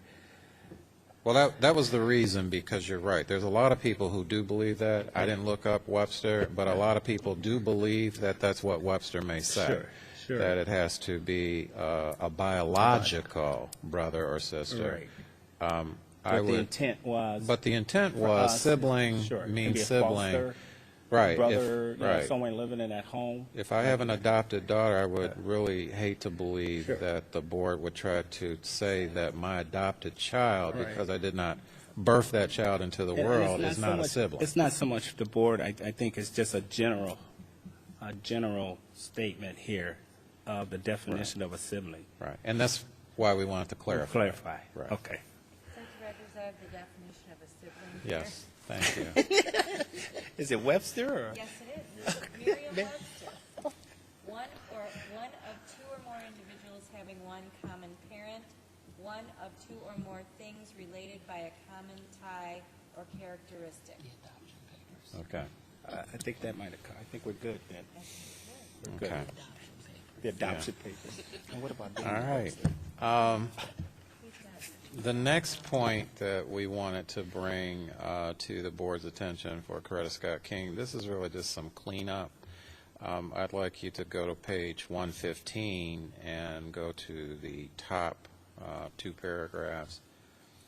The original policy stated that the percentages or available seats that are given to each community was done, well, the implication is that it's done by classroom, meaning that every classroom literally would have 10 University Park students in it, 9 Crete students, 3 Park Forest, and 3 Monee. In practice, what I found out is that they don't look at per classroom, they look at the grade level. And we know that there's only 2 classrooms at each grade level at Coretta Scott King. So what they, because we just want to be, we don't want anyone to come in and literally do a head count and say, because there's not 10 University Park kids in a particular classroom, that we're in violation of the policy. The seats don't change at all. The reason I talked to the principal, and the reason why this is necessary, at least she feels it's strongly necessary, is because sometimes we do have to consider the child's match to, 1, the teacher, and 2, the peers within the classroom. Sometimes there are issues that would require a change of classroom, and because of that, we didn't want to be limited to that it had to be, particular numbers per class. We try to keep it within this range. For the most part, it is, so I don't want anyone to think that they try to put all of any one community in one classroom, because that just does not happen. But we wanted to be able to have enough leeway to say that if we vary the numbers by 1 or 2 per class, that we wanted that leeway, and so therefore we rewrote the language to say 20 seats for the grade level for UP rather than 10 per class and so on. We just doubled the numbers because we're looking at the grade level rather than the actual one particular classroom. So are there any questions on that? That's really, again, just a cleanup to make sure the policy represents the actual practice of what we do. So it's just 25, clarity, 25 seats in each of the classes, right? Yes. And then, so you just made it 20 seats for clarity's sake only? 20 seats for the grade level instead of... So it's 2 kindergartners, let's just say. Yes. And 10 seats are allocated to each, 10 seats per University Park, let's just say, resident. Yes, right. And since there's 2 kindergartens, there would be 20 seats for the grade level. Okay. Yeah. It's just another way to say it. Okay. Because it's just more accurate to say it that way than to do it the way that the original language had. What was the, I know this is awful, but I need to just, what was the contention meant of before when people saw this? What was the problem? Well, believe it or not, there could be people who, if they actually do know the residency addresses of every kid in that classroom, could say that something is going on that doesn't look right or sound right according to the policy, because I don't actually see 10 students sitting in that particular classroom rather than the grade level. Let's say that it was 9 in one classroom, UP, and 11 in the other one. 9 and 11 still gives you the 20 seats that UP is given. It's just not even. And all the time it doesn't work out evenly. That's all we're saying. Okay. Okay.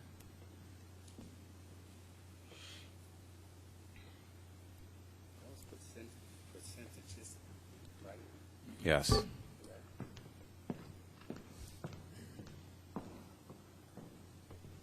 Okay. Last point is the last page, which would be page 117. Third from the last bullet. This is new language. This isn't revised language. It basically just simply says families with students enrolled at Scott King must register their children annually through the district registration process to remain eligible to attend Scott King School, and parents that do not register their children prior to 5 days before the first student day of attendance or make arrangements for registration of their child will forfeit their child's seat to a student on the waiting list. And the only reason why we feel this is important is because, unfortunately, we have had a few families in the past, for whatever reason, feel that once they're registered at Scott King that they don't have to go register anymore. They don't have to go through the process of coming in and proving residency and so on. And I think even right now when we check the number, or at least I know this last Thursday, now it may have changed, but last Thursday we still had about 9 families that still had not registered yet. We're putting in the phone calls to find out, are they coming back or not? And the reason why we want to put a 5-day before school starts is because if the answer is that they're not coming back, we would rather fill the positions before school starts off the waiting list so kids don't have to start in one school and transfer to another within the first couple weeks of school, if we can prevent that. So that's the only reason why it's there, is just to make sure that, one, all families realize they do need to register, and number 2, if you're not registered in this particular school at least 5 days before school starts, or have made some sort of arrangements, that you are in jeopardy of losing your seat there. I'm going to struggle with that word will forfeit, because, may they forfeit? If they don't register by that date, they may forfeit their children's seat to a student. I think if there's some extenuating circumstances beyond their control, like a death in the family out in California someplace or something like that, I would think that they would still contact the district or try to do something, but I don't want to just, say that there's, no ifs, ands, or buts, that you're going to forfeit this thing like that, so. We can change that word. It's just that we tried to cover that idea of unusual circumstances by saying that they'll at least make arrangements. We do understand that things can happen beyond a person's control, but we would hope that they're able to at least make a phone call or make some sort of arrangements to simply say it's going to be impossible for me to have my child registered before school starts, and so therefore, as long as that's documented and we've made the arrangements of when they can do it, they would not lose their seat. I'm just thinking, the day before they have to register, something happens and they can't make it no matter what, and that's not on their mind to register a child. I just think that will forfeit is a little, and I understand your point, it's just a little bit strong for that. Okay. But we should have an out for that. We have other issues with registrations that, we need to make exceptions for, and I think that, we should leave ourselves open to at least be able to make an exception. When you put will in there and stuff, you don't make an exception. How about just add something like, unless the parent can prove extraordinary circumstances or something that prevented them from, That's all. it'd have to be something, very out of the ordinary. And verifiable, not just that they didn't know, because, as an adult, as a parent, you have a responsibility to inform yourself of the rules pertaining to how you conduct your life. Besides, the policy is put into place still for other people to be able, if you don't follow your expectations, then other people can take advantage of the opportunity. That's what it is, an opportunity.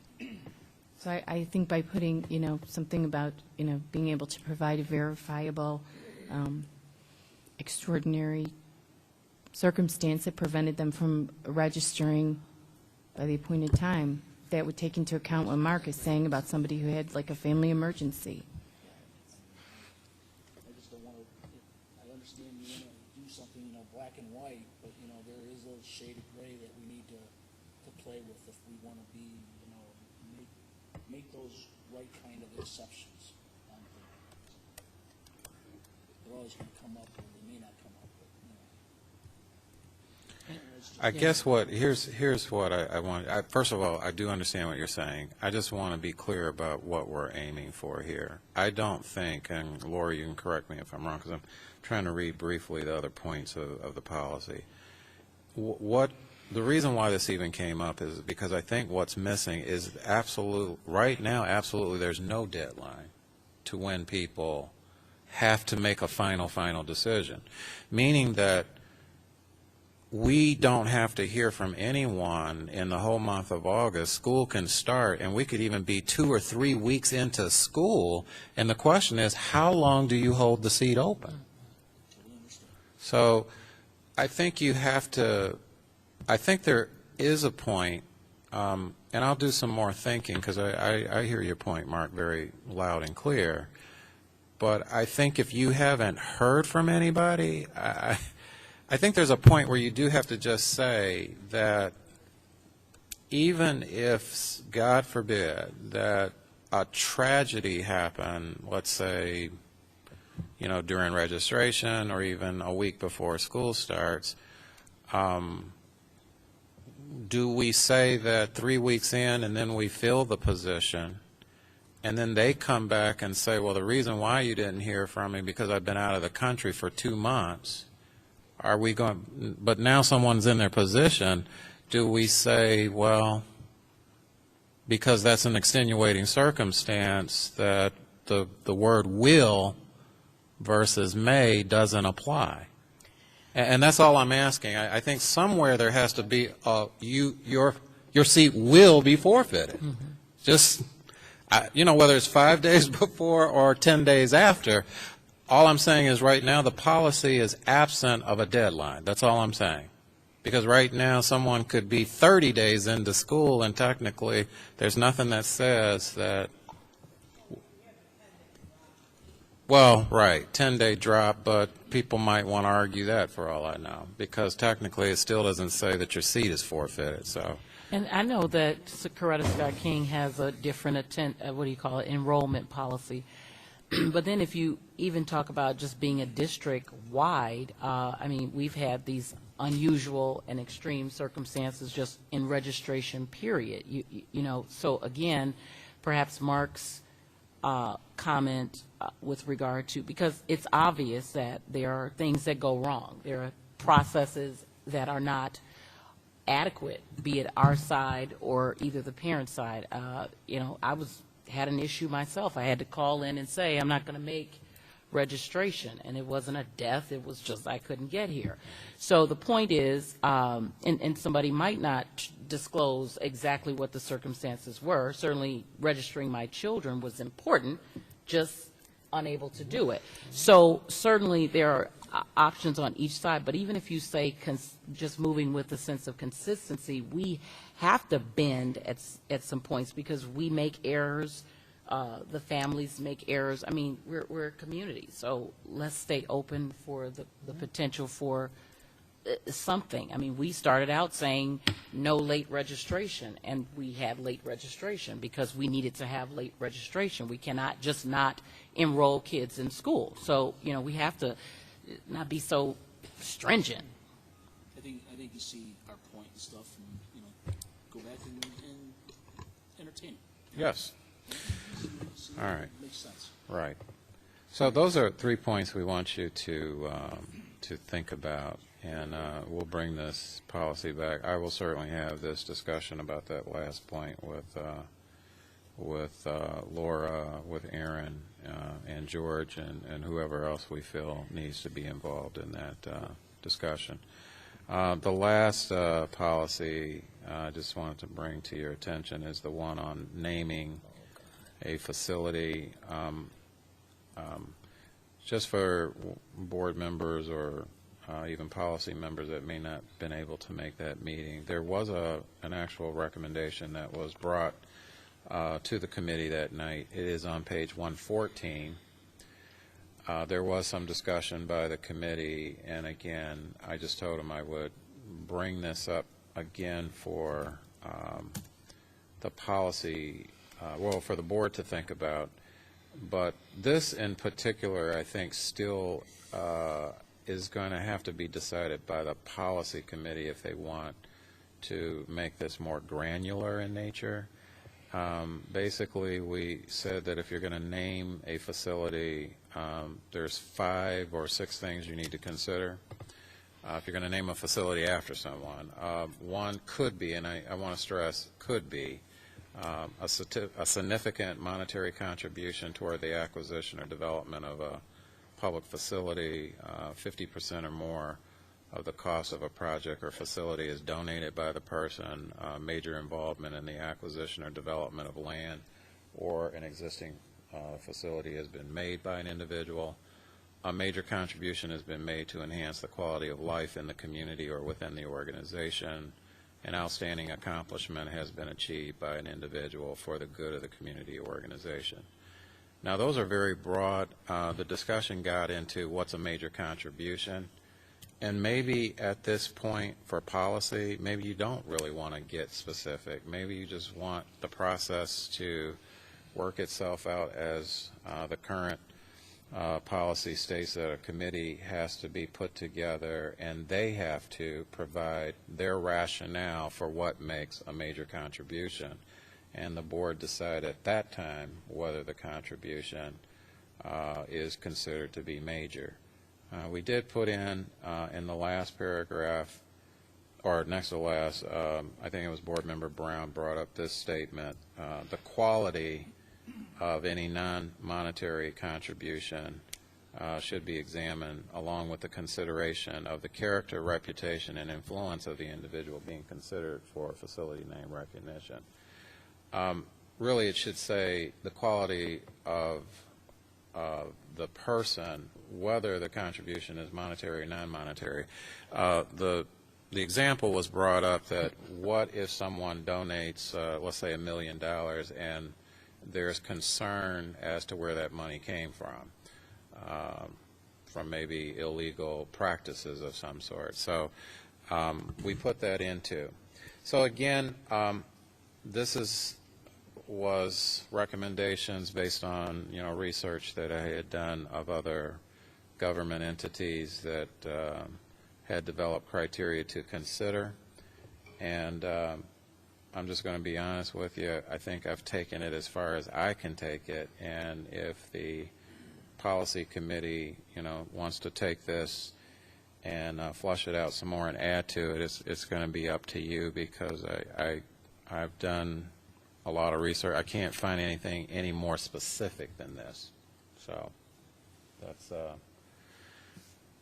all I need to say about this one, unless anyone has any questions or comments about this. Right now it's just a recommendation of something for us to consider in terms of criteria.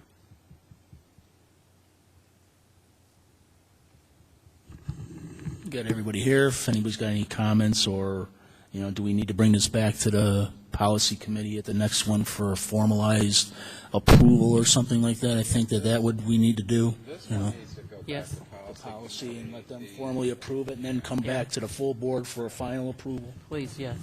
The Coretta Scott King one, though, unless the chair people of the policy committee tells me that they would like to further discuss that. I think I heard the board, they really didn't have any issues with the recommendations other than the one of setting sort of a drop-dead deadline, if that's what we're going to end up doing in terms of registration. But like I said, we'll talk about it, and maybe it will change to may instead of shall. That seems to satisfy most of the board. Or either we're going to come back and give you a better rationale than what we gave you tonight as to why it should say shall for you to consider. So for that one, you wanting us to approve it with what's current here, or approve it pending your revision, or maybe not revision? Well, these are all updates. Yeah, these are updates. Tonight, we're not asking you to vote on anything. I do want to bring Coretta Scott King back to the board in September for an actual action vote, though. Oh, okay. Because that's Yeah. something that we need to do for establishing residence, or not necessarily residency, but admissions into the school. So. Yeah, this one will go back to policy committee as far as facility changes. Okay.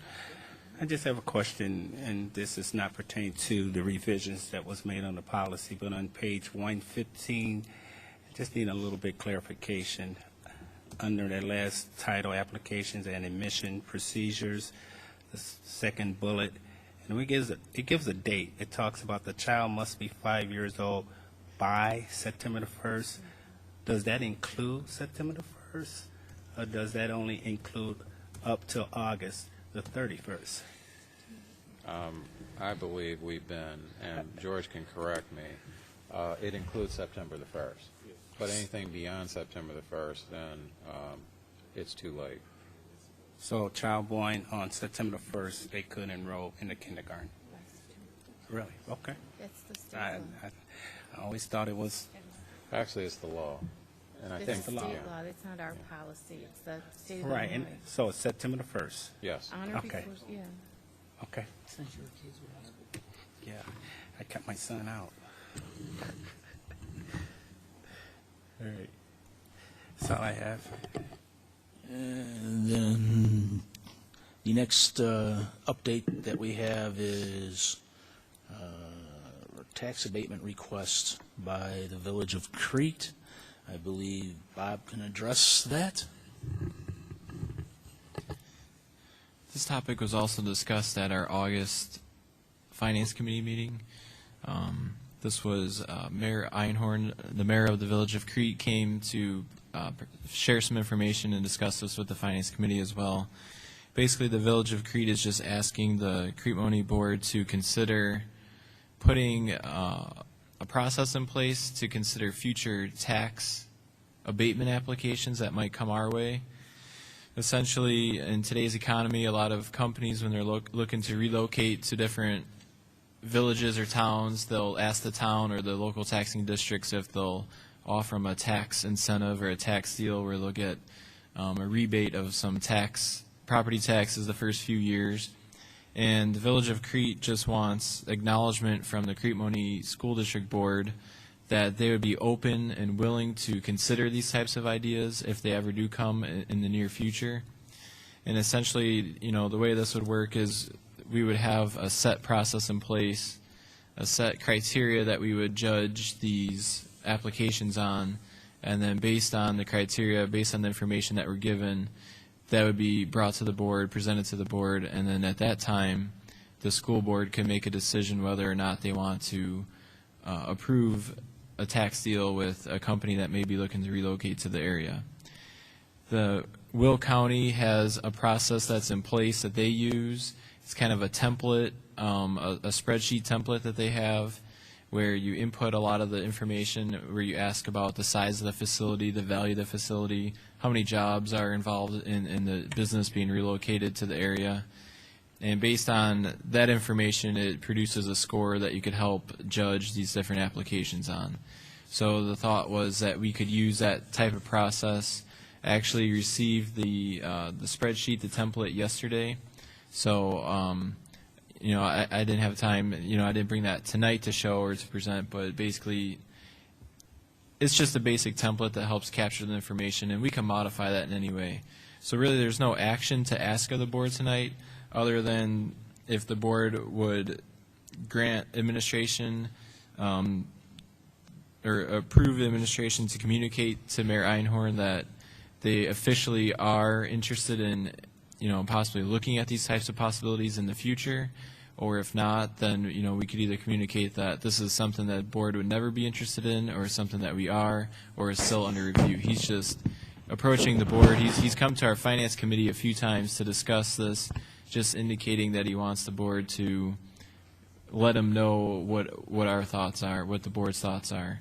I know the Finance Committee seems to somewhat support it, but of course we wanted to bring it to the full board to discuss it in public.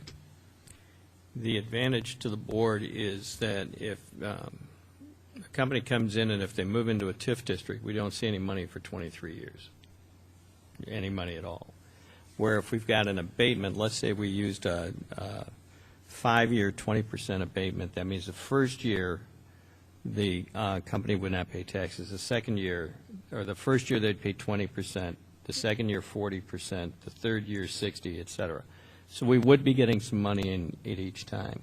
If some of these large concerns come in with that one quarter down around 394, they're talking some large buildings that they would put in, that would be a lot of money. This considerable size.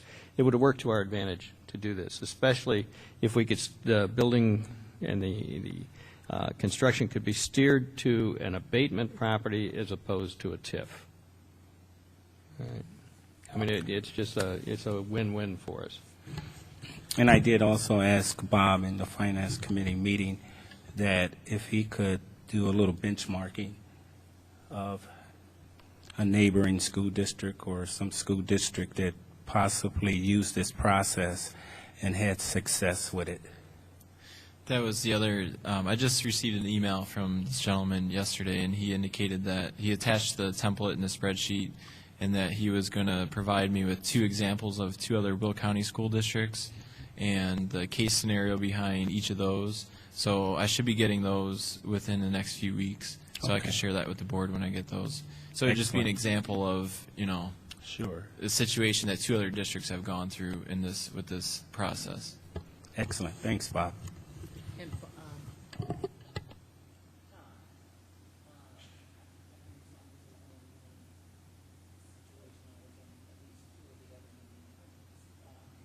Discussed it, and I'm just clarifying at this point, we're just entertaining the idea of open communication. We're not agreeing specifically to anything. He must just, Right. Is it like he's shopping around for companies No. that? Yeah, he is actually. He's got a couple that have, we didn't get the real specifics on it, but he's got one manufacturing concern that's right now looking at 3 different states. And they're looking at Crete is one of the only site in Illinois that they're looking at. Right, but they want a tax abatement or a TIF. I mean, it's, look at Motorola and you know, I mean, these guys, they're all looking for money. Well, as he put it to us, and I don't think this is out of line, it was a $60 million building that they were going to put up. Well, the tax, 20% of the taxes on $60 million wouldn't be bad, especially since right now the land's being taxed at farmland, which is, you know, so this would just, right, this would not be a commitment, and all of what it says is this, yes, we will sit down, we'll look at it, we'll use the rubric, and then make a decision as to whether or not we grant an abatement.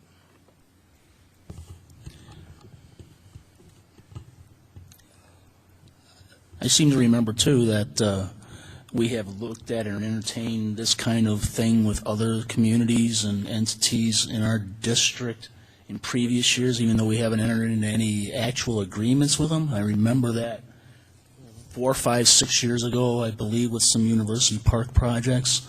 So it's not uncommon for us to at least look at these kind of things. So even though we don't necessarily have to get into the agreements with it, but, you know, I think for the communities themselves to bring jobs and, you know, income and things like that, that we should, as one of the taxing bodies and stuff, be somewhat open. And I understand that, you know, taxpayers themselves on their personal property don't get, you know, abatements and all of that good stuff, but, you know, this is today's, you know, market and economy. So I think that we need to be, you know, proactive too, so. So being proactive, even then, if we already have, could we have a general policy that would allow us to say that, I mean, we're open to do business, so couldn't we have a general policy that said that since we serve 4 communities, we're open for business if you have something good to bring to the table? I mean, is that not just for this Crete or this specific thing? No, we would use it for all of the communities. Yeah, The idea is to bring business and investment in. Right. Because it means, and if you can bring in 300 jobs as well as a building and some tax revenue, that's going to really help the community as well. So. And I think we've never shied away from any of the leaders in any of the communities to say that we would be open to that. It's just maybe we haven't publicly said that, but, maybe we should make some kind of statement that, we're open to, listening for economic development and things like that, if it serves our purposes and the community's purposes correctly. Okay, we're just having some discussions here, so anybody have any other comments on this? Otherwise, we'll move on to the next topic, which is a registration 2012 update, probably coming from Mr. Elrod. Good evening, once again.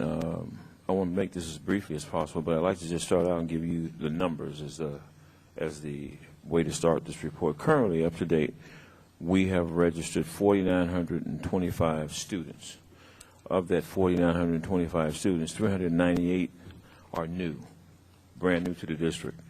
One of the things that we typically have experienced over the last several years, that we usually run somewhere, we usually kind of close out between 51 and 5,300. So we're right there. The one thing I would like to remind the board of is that going back several months as we started preparing for registration, one of the things that we discovered over several years is that we were like a standalone in terms of the amount of time we were giving our constituents to register. We were registering up to probably anywhere upwards of 3 weeks to 3.5 weeks when the surrounding school districts, as the data that was presented to the board demonstrated clearly that we were way out of line in terms of the number of days we were giving people to register. And so we gathered up the data from the surrounding high school districts as well as elementary districts and some of the feeder junior highs into high school, and discovered that on average the surrounding communities were somewhere in the neighborhood of 4 days to a week, and with no late registration. And in one case in particular, which I will not name the school district, they even charged a late fee when people did not register on time. So what I say all that to say is that we pared our registration process down to 1 week as the initial registration process, and that gave returning families a little bit more leeway in that process from the standpoint that we made adjustments as it relates to, we knew we were going to take in nearly as many new families as returning, so therefore returning had multiple opportunities in which to come in, even by way of my sending out school reach messages to invite them into the process. As was mentioned earlier, obviously there were some logistical issues that we had to take care of. We've made those corrective actions that are going to make the process going forward next year a much smoother operation than what we had this year. As it relates to the number of places where people have to stop, one of the things we're looking at doing as a part of that whole process is, as much as possible, eliminating by way of the technology we have available to us, the need for returning families to physically have to come to registration. One of the examples would be that if I have availability to register online, that means to complete registration online. If I have the ability to go in and check my demographic data, make the necessary changes, and mail my check-in or my 1/3 or whatever it is we require, or just process it online altogether, then as a returning person, that saves me from having to come and be involved in the process. We will still continue to look at ways for returning families who cannot avail themselves to technology to come in and be expressed out of the process and not have to wait around in long lines. There were some physical pieces, or medical pieces, let me put it that way, that because of state mandates required kindergarten, 6th grade, and 9th grade, where people would actually have to come in and present this information and stop and see the medical personnel. Well, there was a slight mix-up there that created some issues for returning parents, in that some of those who were delinquent, let's say, from last year in turning in physicals, that was part of the process. Well, even with that, that could have been smoother from the standpoint of having them turn in their physicals and what have you in a different type of a process, even going to central office to the PPS department to do so. By and large, the reducing the time down is what, if you recall, when the board was thoroughly vetted, we went through this process and discussed it pretty thoroughly. Cutting the time down did get people in, which is what it was designed to do. And it got people in who were prepared to register. And as we made the corrections from the second day forward, the registration process went relatively smoothly. So we're at a point right now where we probably are going to, and by appointment only, we have appointments up to and through September the 6th, which was also discussed earlier weeks ago, and that there was a potentiality that there will be some people coming in, which is not uncommon. It's always been that there was a certain population of people or a certain group of people who, because of the way they took their vacations, didn't come in until after the holiday in September. Hopefully that number will be smaller. We right now only have appointments that have been filled as of today. I checked up until September 6th. So that's a good sign in that if hopefully we can get the rest of the people in and get up to around that 51, 52 number, which is usually where we stabilize at, that would be a good thing. At this point, I will entertain any questions from the board. Be glad to attempt to answer any and all questions at this time. Mr. Elrod, as a person who got enough complaints and comments on the process, I want to ask, I heard you say earlier, and I know you mentioned just now the board was thoroughly vetted. I expressed my concerns when you first initiated the policy or the new process.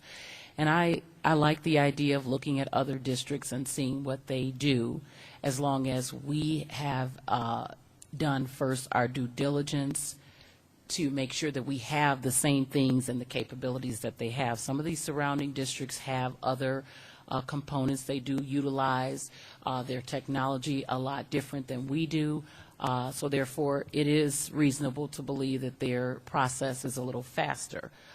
Since we're not utilizing, I'll speak then individually, and then of course from people saying, I registered online or I attempted to register online. What's the purpose in registering online or giving someone the idea that they can register online only to come here and still go through it, because this online process suggests somehow that you're saving time and you're not, to bring in the form or not to bring in the form or the confirmation form. It's all a lot. It's consuming. You stated, and I guess I just want to hear us, because it from everything that I can hear, it was a customer service nightmare. And I think if we do not own our part, and we have, we're for whatever the reasons, we need to own our part. To know better is to do better, and I think we need to do a whole lot better, not just, there were some caveats, there were a lot of things, including, from the way I understand it, staff even not functioning properly, and that's something that we should take care of internally and quickly. And then, as I stated last year, or when you first brought this up, anytime we change something like this, and I heard you earlier, Mark, say that we're the financial stewards of the district, that's great. We're still listening to people obviously who we represent, and in order to represent them, we need to hear them. So when we make these changes, I would even suggest, John, you said some years back we have a mode of communication. So customer service, then, be it that somebody hear from the experiences of this year, what were some of the major issues, and not just to, dismiss people and say, well, we're going to do something differently. Hear them, take their thoughts into consideration, and let's make it a whole lot better. I think it was great to make the attempt to get people in, but you said we got people in, but how much more frustrated was the process? How much, even your staff has said that they were frustrated. So, I mean, I don't know that is that quality or we're so focused on the quantity. We still have a lot of things that we need to address. I just say, let's listen to what people had to say, of course, and I say us, because a lot of them didn't obviously come out here to speak about it, but it's anywhere in town that you want to hear Crete Monee's registration, 7-hour nightmare this, 4-hour nightmare that. So I think we should take a proactive stance, go out and ask, you do the surveys, whatever, what was somebody's nightmare, and hopefully get some feedback from them and a better way of doing it, even during, during the course of the year, if there's not a process that people could make the burden a little less lighter. But of course, I really would like to see, and I think you started saying it a little earlier, that we have some, we need to cross some bear some crosses here. Because we should take some responsibility for some of the lack of communication and some of the communication that inhibited parents and community from doing a simple task. As I think I didn't hear all of what Ms. Walters had to say, but if you could do it in 19 whatever, surely in 2012 the technology and what we have here should not make this process as cumbersome as it was. Your points are well taken, and as I said earlier when Mrs. Walters made her comments, we have taken some corrective action. And furthermore, I think everybody at the table know from where I sit, I've already stated to many parents, the buck stops with me. Registration is in student affairs. And I take full responsibility, as I have always in my position wherever it has been when something has gone awry. Those things that have taken place as it relates to the interacting with the people who were responsible for carrying out local duties obviously were handled in a personnel-related way, which is not a matter for the public. So I just want to have the board be rest assured, as well as the public that we serve, that there have been corrective actions, and going forward, that the things that we have already talked about and that we will continue to discuss will make the process better. I have fielded, I don't know how many different written complaints, emails. I've been on the telephone, and I've returned every last one of the phone calls that I have received personally to any of our constituents that have contacted me. And so with that said, going forward, your comments are well taken, as well as any public person that has come here or has called our office. Dr. Rogers has returned any number of emails and CC'd me in those, and every last one of them have been addressed. Thanks, George. But I think someone in the blind of this whole process. I know you came to us, you said this is what you're going to do to improve the process, and you implemented the process, and we had some gaps, and you can have problems. It's not uncommon, but the fixes, the action items, and I don't know what they are. I heard logistical issues. Is there at some point you're going to present to the board, closed session, open session, or what have you, to let us know what happened and what the corrective actions were or are? The very first opportunity for the debriefing, which is scheduled for a school improvement day, which is September 26th. Okay. Myself, Dr. Rogers, and others involved are going to get together with the entire registration staff, okay, so that we can process through those logistics that should have taken place that did not, and put as much in play, fail-safe wise, to make sure going forward they do take place. Taking those, we've had some blow-by-blow recommendations that have come to us, 3 and 4 pages long, from some of our families. So we look at those, and certainly beyond working with our staff, we've taken several recommendations that parents have already sent us, and we're open. We've never been closed to taking recommendations in terms of to make the process better for the stakeholder. I mean, it's designed to make it The purpose is to make it as user-friendly as possible for them. So obviously, as we have in the past, certainly going forward, we are open to recommendations and suggestions they might make, and certainly not bashful about really strongly considering some of them into play, given that the resources are not impacted in such a way that it doesn't serve the greater good of the entire district. So you're saying on the 26th of September, the board will be able to see On the 26th, let me clarify, on the 26th of September, which is a school improvement day, that'll be our first opportunity to get together with the entire registration staff that were responsible for carrying out the logistics. So you only implemented temporary action items to get through the registration, this past registration. This past registration, These are not permanent fixes. The things that were supposed to take place took place going forward from the very first day, which was a complete debacle. Okay, going forward, from that point forward, the plan that should have taken place took place, and it worked relatively well. But you know, when you're dealing with 3 or 4 days at the point of contact, when the damage has been done, the ripple effect is there. So, but we got through it. We've increased our numbers beyond what it normally would be when we complete registration.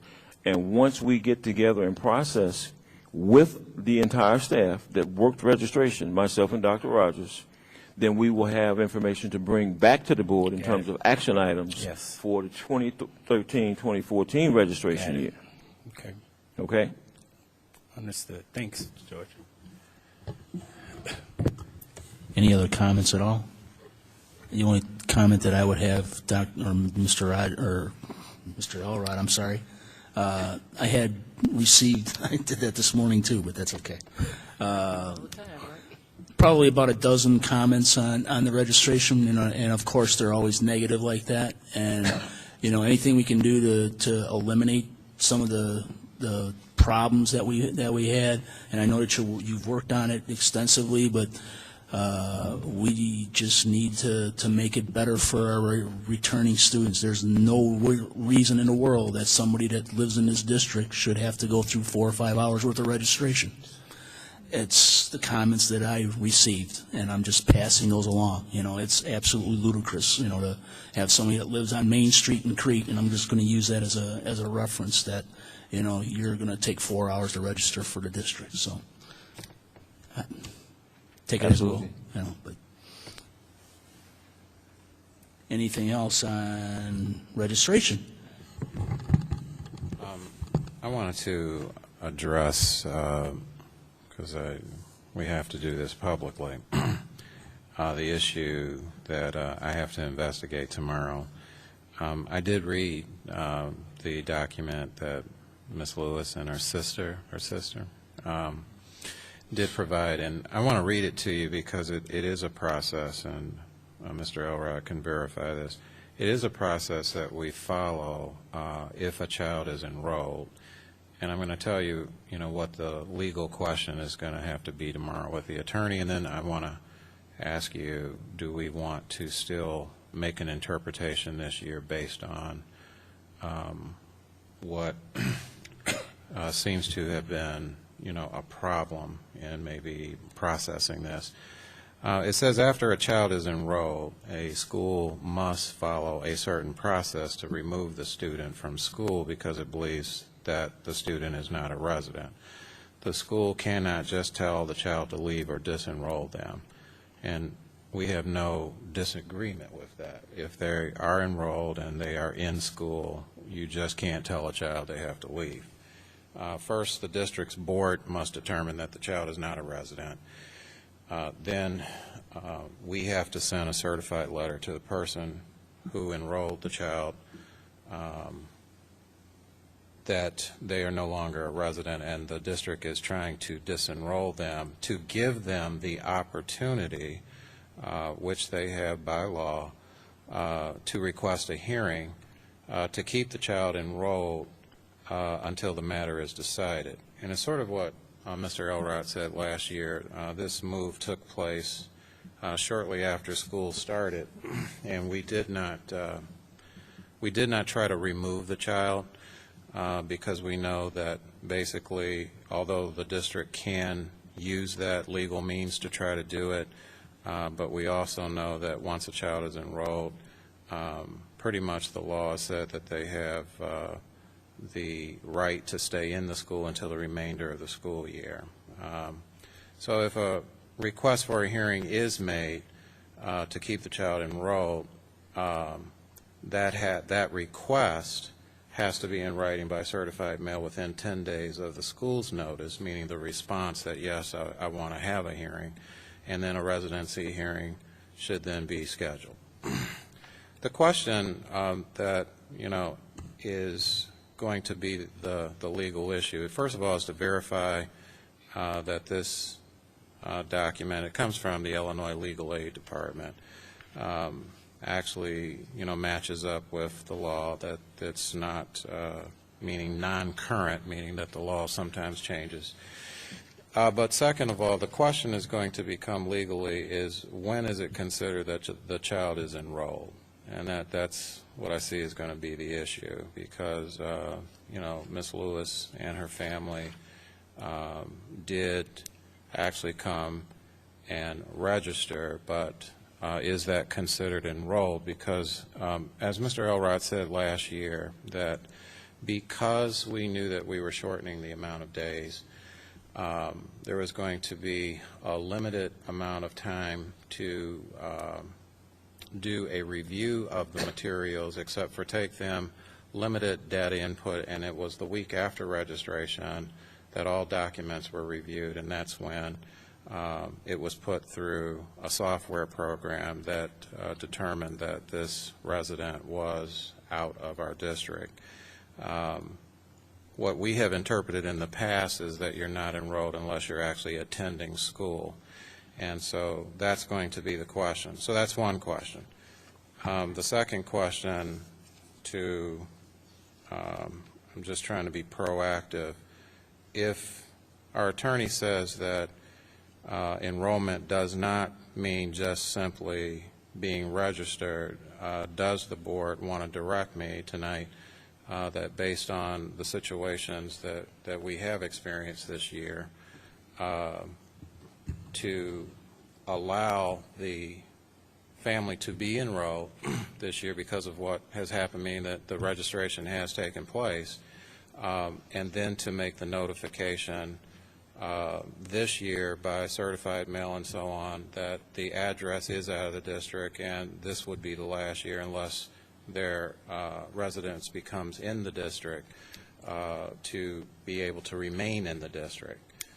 And so I don't want to get a ruling from our attorney that says the family is not enrolled and then put the family out, and then the board is still having issues with that, because the board may decide based on some comments tonight that because there may be something on our part that needs to be looked at or corrected in the future, let's allow the family to stay and make all the necessary notifications and certifications and everything that this paragraph talks about for this year.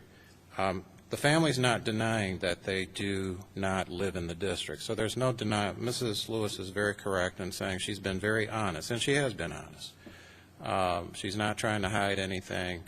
The reason I think Ms. Sanders asked the question about notification earlier, what happened, just so that you'll know, is when the change of address was made last year, after the year it started, it's true that what Mr. Lewis said is that we are talking, they are so close to the border, we're talking about literally probably 500 feet. But it is in a different county, but it's that close. And so when the street address was the same, it just, the person who took that paperwork, I believe, probably did assume that the family was still in the district. It wasn't until the software program, as you know, GPS and GIS, which is very particular in terms of almost computer scientific laser correct, is when it was put through that system that we understood, where the boundaries were and that a letter needed to be issued, or at least being informed needed to be issued because a phone call was made. So what I'm asking is the pleasure of the board. I know it puts you somewhat in a position that you might want to think about it, but I sort of need your direction, or you just tell me to do what our attorney says. That's really what the decision is tonight.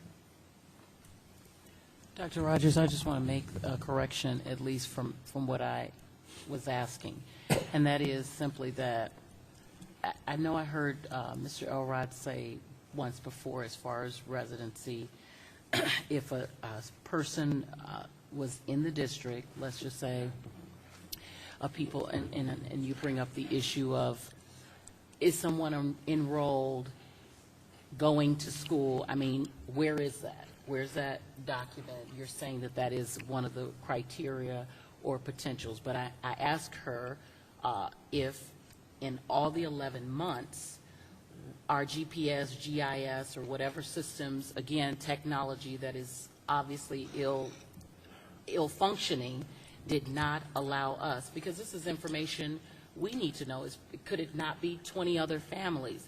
I shared with Mr. Elrod earlier this week, I have letters from people who don't even reside in the district, who are utilizing other people's addresses. This system evidently is failing us tremendously, because the people they're going to be coming to the school district regardless, and all because we don't really know. They've gotten away with the process. They've registered, they've gone through our check marks and lists, and somehow we're still oblivious to the fact that they really don't reside at the locations that they say they reside. And then before us tonight, again, we're faced with a system that is not working either accurately or fast enough. I mean, it needs to work, and it needs to work quickly, because to me this is still a lack of communication. We've had 11 months to say you don't belong, GIS, GPS, whatever, you're not within the boundaries. You said that, I'm sorry, Ms. Lewis. Ms. Lewis, that she's been honest. So that is a fact. Mm-hmm. And dealing with honesty, and as I said earlier with our registration, this is a process failure, unfortunately, on our part. And Nancy, you agreed earlier, we empathize with the situation. We need to empathize, and more than empathize, deal with our processes, because it doesn't make sense to me, and I'm just speaking for myself individually, that we would create a process, not follow it. If paperwork, certification should have gone out, the people in charge of that should have done their due diligence and made sure that that happened. And again, Ms. Lewis or any other person coming before us, you don't have a leg, no disrespect, to stand on once you've been given ample opportunity or ample information. We didn't do that. I mean, I don't understand anything beyond that. I have a question with regard to the paperwork or the certification. Is that to be sent out when the district is seeking to disenroll somebody who's already enrolled during that school year? So like we chose, or you chose not to do that last year, to let this family stay in the district and finish out the year, and then the new school year starts anew. Is that correct? Under this particular case, under the circumstances, we the school district, as well as the parents who moved, were fully aware of the fact that they moved out of the district. That's one point. By what measure? By way of the fact that they came to us, being honest, and said they had to move. They moved.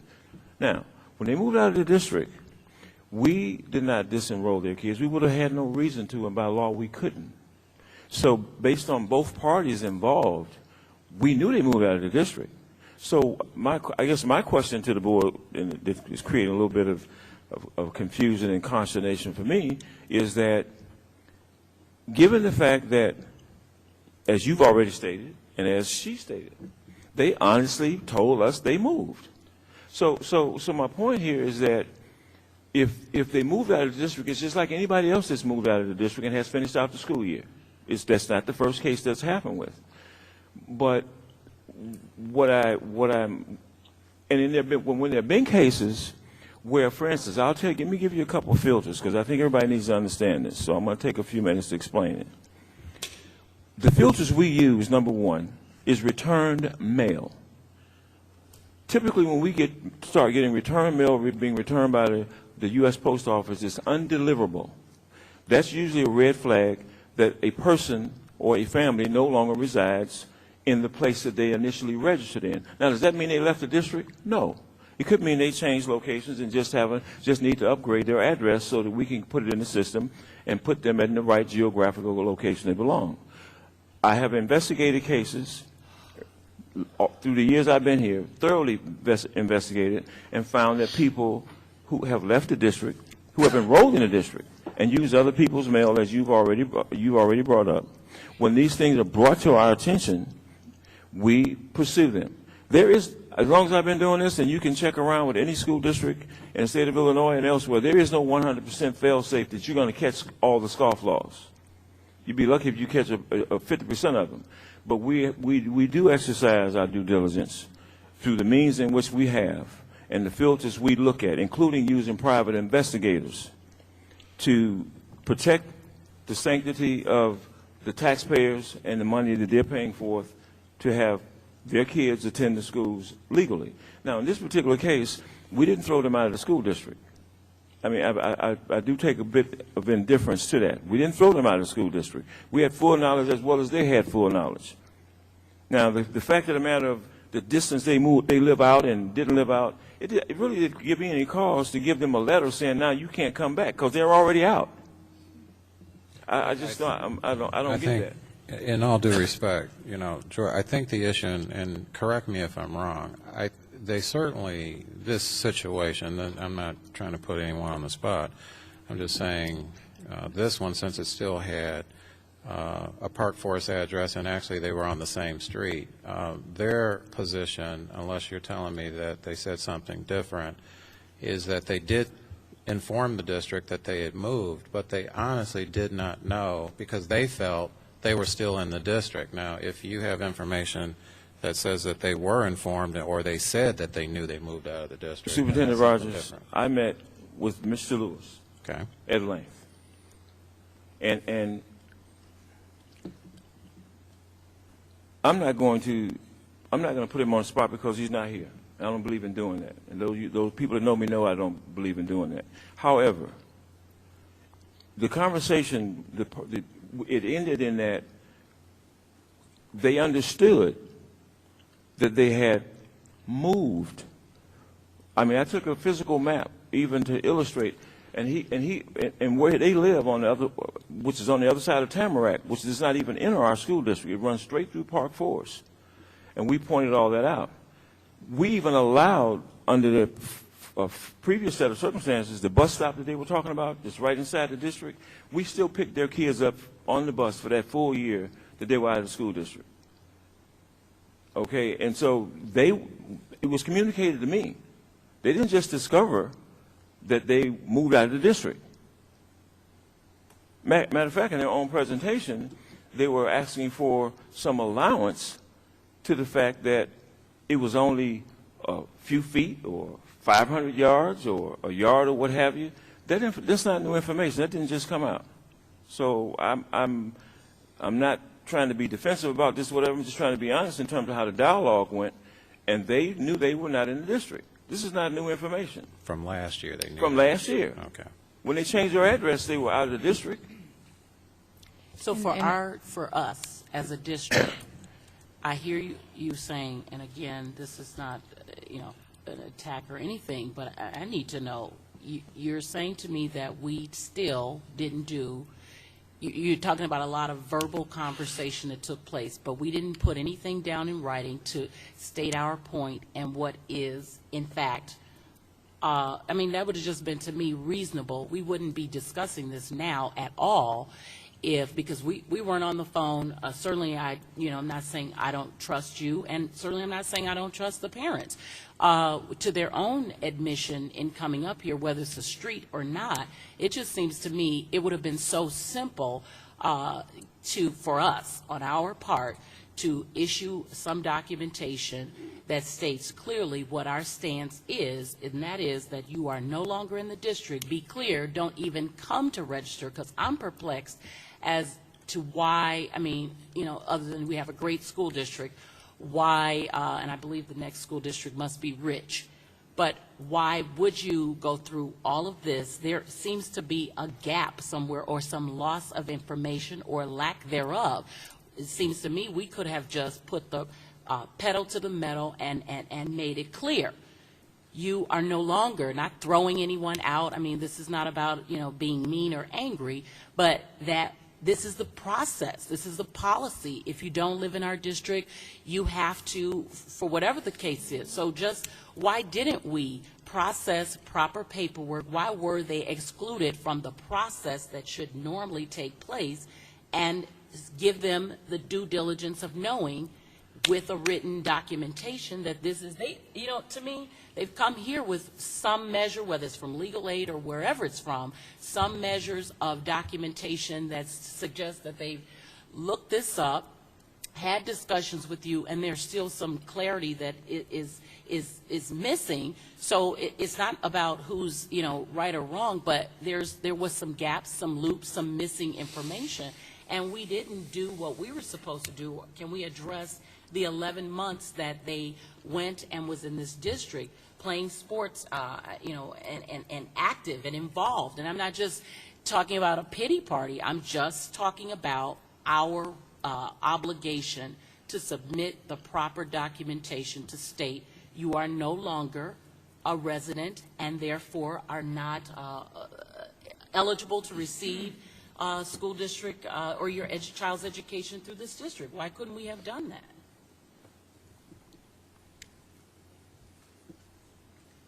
Well, I think at this point, too, that's kind of apples and oranges as to the ultimate issue. And, John, you were asking for our comments on whether, after you consult with our attorney, it comes down to the simple question, are these students now considered enrolled or are they not? If they are not legally considered enrolled, unfortunately, you know, it's not our district policy to set our boundaries. They're set for us. There's state law that says children within our boundaries only can attend our district. And unfortunately, I feel for this family, but that's the law. And so, John, my opinion is, if you're soliciting from the board members, you know, this all turns on what the legal status of it is. You know, this family, if it's considered and it's determined that they are not enrolled until school begins, then they're not being disenrolled. They got a year last year of grace period living, you know, out of the district boundaries, and unfortunately they no longer live within the district, and, you know, we have to follow that law. So that's a law you're saying that that's states state law. that, so that's a law you're saying? School code. I mean, I mean, as can, far as how you're enrolled or not? and no, yeah, and as far as who attends any particular school district. Yeah. So, John, contact the attorney tomorrow, find out where we all stand on this, and let's go from there. Yes. Okay, so I think I have clear direction. It's a legal issue of are you enrolled at the point of registration, or are you enrolled at the point of attending the first day of school? Well, I think, is there an out? Because, again, these are circumstances that's not normal, not common. And, again, we heard the honesty, and did the family know or did they not know that they were enrolled in the district? And regardless of that, how do we get to this point? And I think legally, yes, the school district may be it right legally, but though it may be lawful, is it expedient? Did we do the right thing? So I think we need to prepare ourselves if the lawyer come back and say, you know, you guys have all legal right to not allow that family to come in. But we have to act as a board to say, what is the right thing to do in this case? Well, I think I will ask that question also because, here's how I view it. It's two different things. There's the legal issue of enrollment or not being enrolled, and I think the law is pretty clear on that as far as residency and boundaries. The issue of communication as to whether or not someone should receive an actual written notice the moment that addresses have changed, especially if the address is out of the district, is a policy issue, not a legal issue.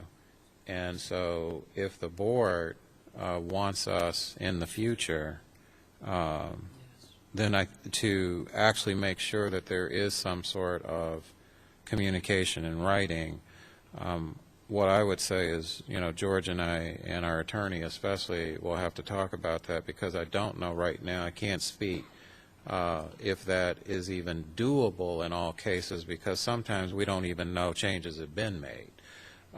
And so if someone, in this case, the family was honest enough to say that there's been a change, but if we're going to make it contingent on a letter, there will be a lot of people that will skirt the fact of informing you just for the fact that they won't get a letter, and then they'll expect that because I didn't get a letter, I ought to be in the district even if they're clearly out of the district. So, but what I'll say, Maurice, I understand what you're saying. I'm going to ask that question to our attorney also in terms of the communication piece, because for all I know, and I'm just saying he may say that there's something in the law which we're not aware of that says that they must get a letter under any circumstance if they have moved out of the district. I'm not aware of that, but maybe he will inform us of that. Okay. And you'll see, and will somebody ask the question, so if there's a law that states, because can we incorporate that in the policy? So when people register, you have 5 days or until the doors open, so the 22nd.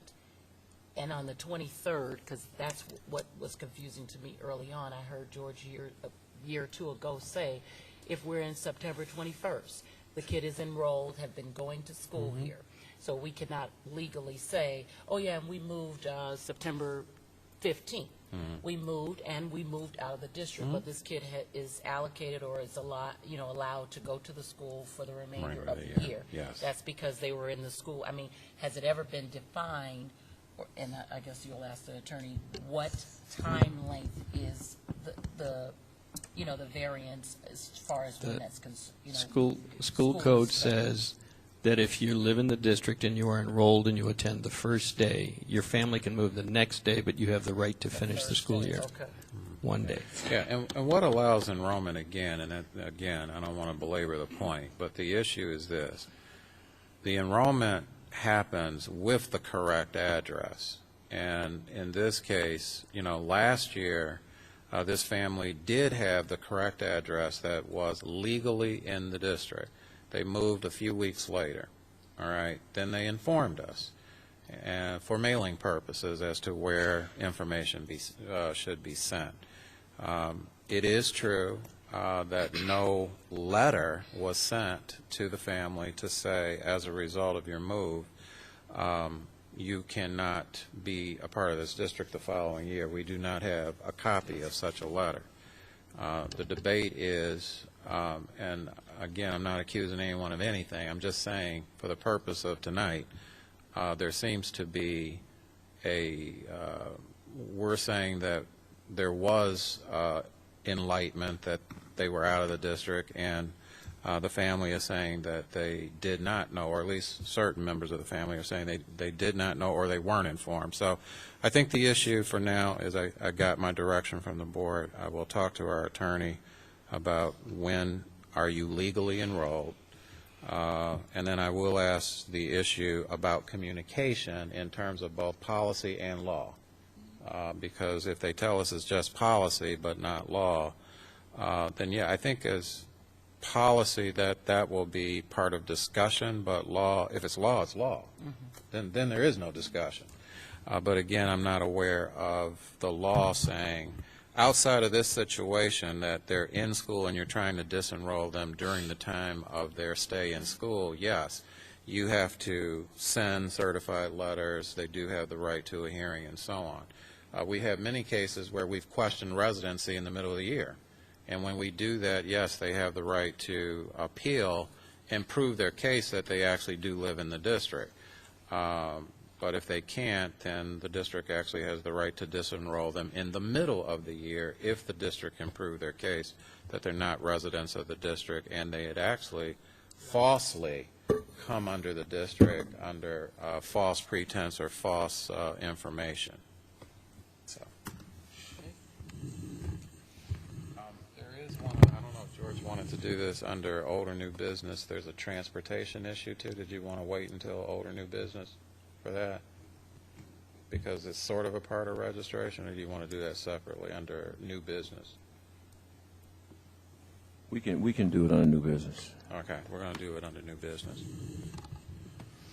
All right. Next item on the updates is the curriculum update for NCLB. Ms. Hirsch? Okay, as the board knows, we have 3 Title I schools in our district, and those schools have been in federal improvement status for the last couple of years.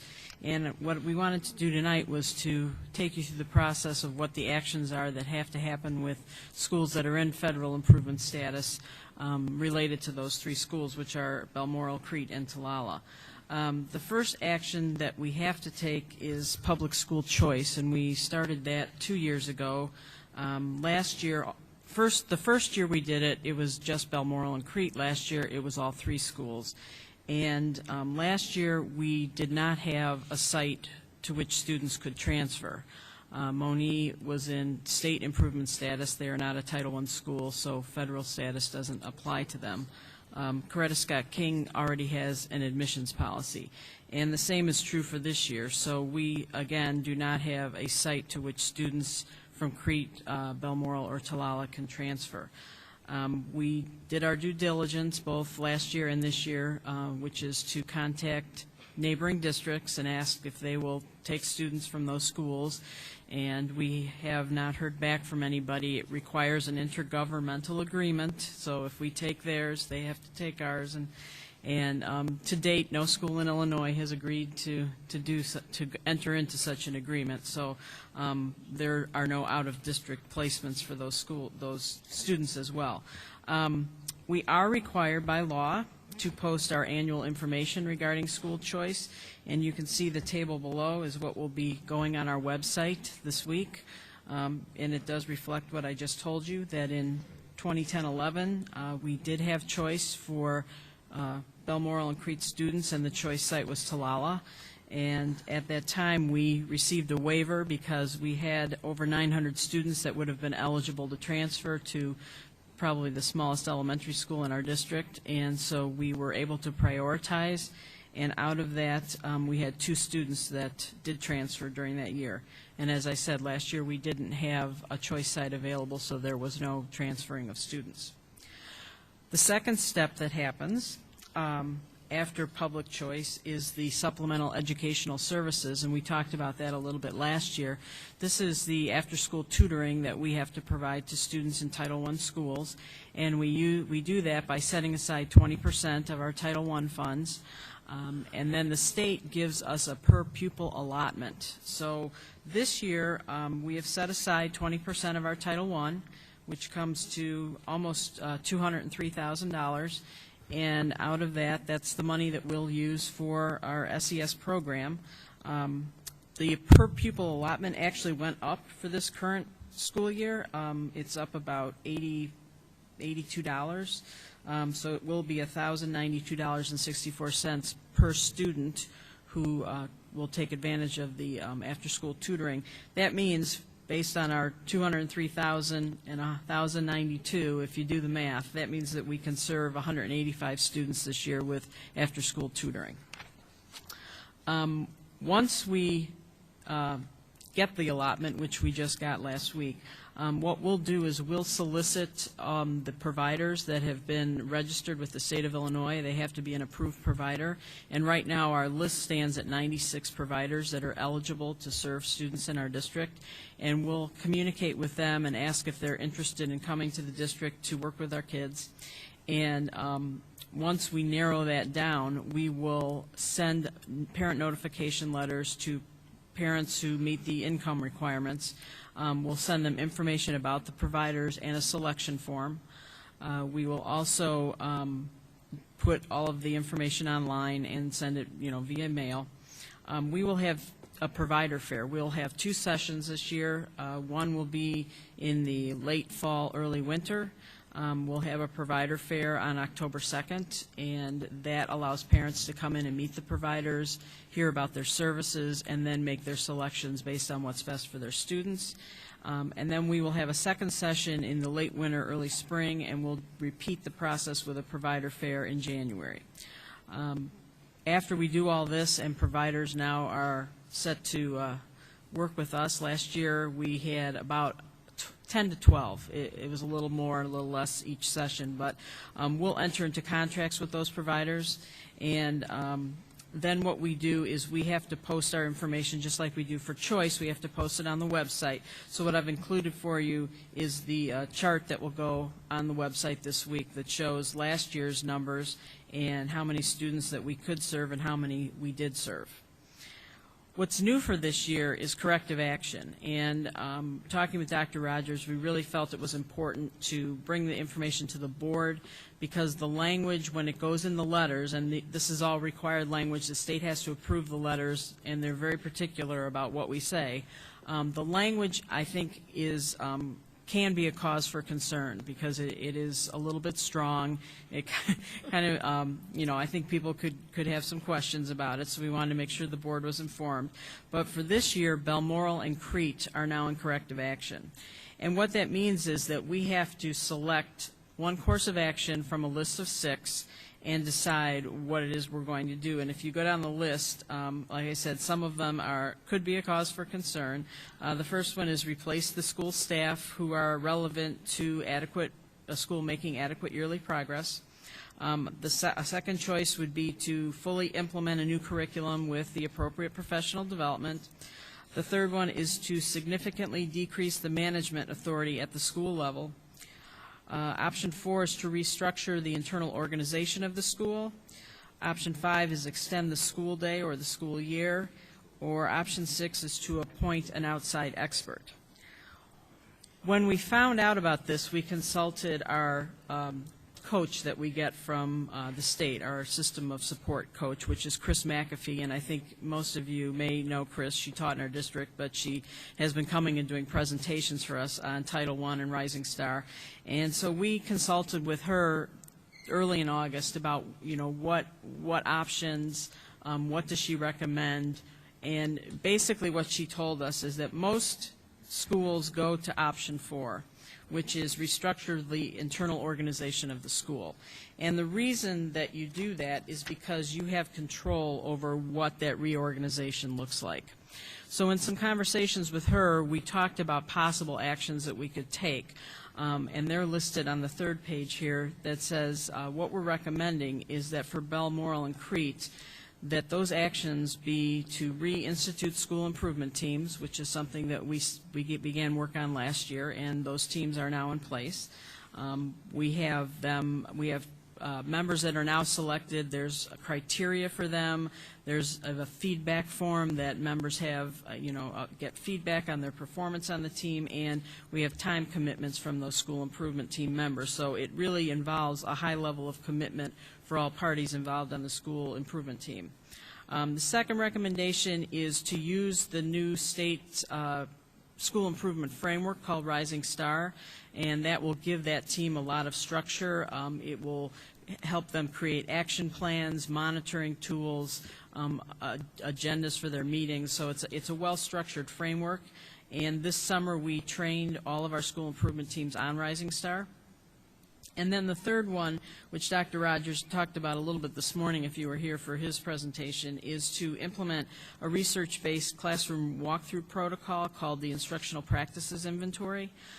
Several administrators were trained on this last spring, and we brought the trainer back in June. Again, we trained all of the school improvement teams on this walkthrough protocol, and we'll continue that training in actually in about 3 weeks. The trainer will be back. The members have to go through an actual on-site training where they go into classrooms, they do actual practice with the trainer, and then at the end of all of the training, they actually have to take a test and become certified to use it for school improvement. So when we looked at these things, we looked at it in the context of this paragraph called progress, because if you look at the AYP information I gave you, all 3 schools made significant gains in 2012 on their AYP performance for their subgroups. And so we feel we're on the right track.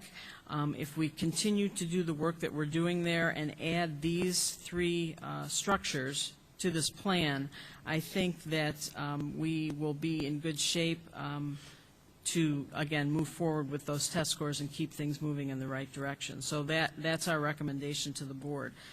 We will communicate everything to parents, and I attached the letters that have to go out that we will get out this week. Again, for Crete and Balmoral, it contains the added language of corrective action. For Talala, it talks about public school choice, and it talks about supplemental educational services. And those letters have been approved by the appropriate department down at the State Board of Education. Just to give you some more context around this, NCLB as we know it is scheduled to end in 2014 when we're supposed to reach 100% of all students making AYP. In February of last year, the State Board submitted a waiver to the federal government to waive the NCLB requirements. To date, they're still going back and forth with the federal government over some of the details of that plan. If the plan is eventually approved, don't know when that could be. We were hoping that it would happen before now, but it hasn't. It could happen next week. It could happen next month. We just don't know. But if the waiver is approved, what the state is asking for is to eliminate public school choice and to make significant changes to supplemental educational services. So everything that we are now required to put in place could significantly change or disappear if the waiver is granted to the state at whatever time that is. So we're not getting a lot of information right now. We're kind of hearing bits and pieces, and we're doing our best to comply with the requirements they have for us, but they're not exactly making it easy for us all the time. So that's kind of where we're at with this for our 3 Title I schools, and I certainly will be happy to answer your questions.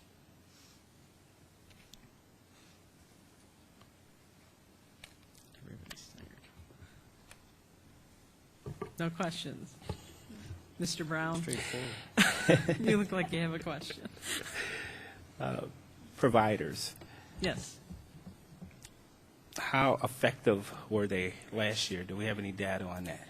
The providers, again, we just have to take whoever they approve and send to us. So each provider has their own system of pre- and post-assessing students.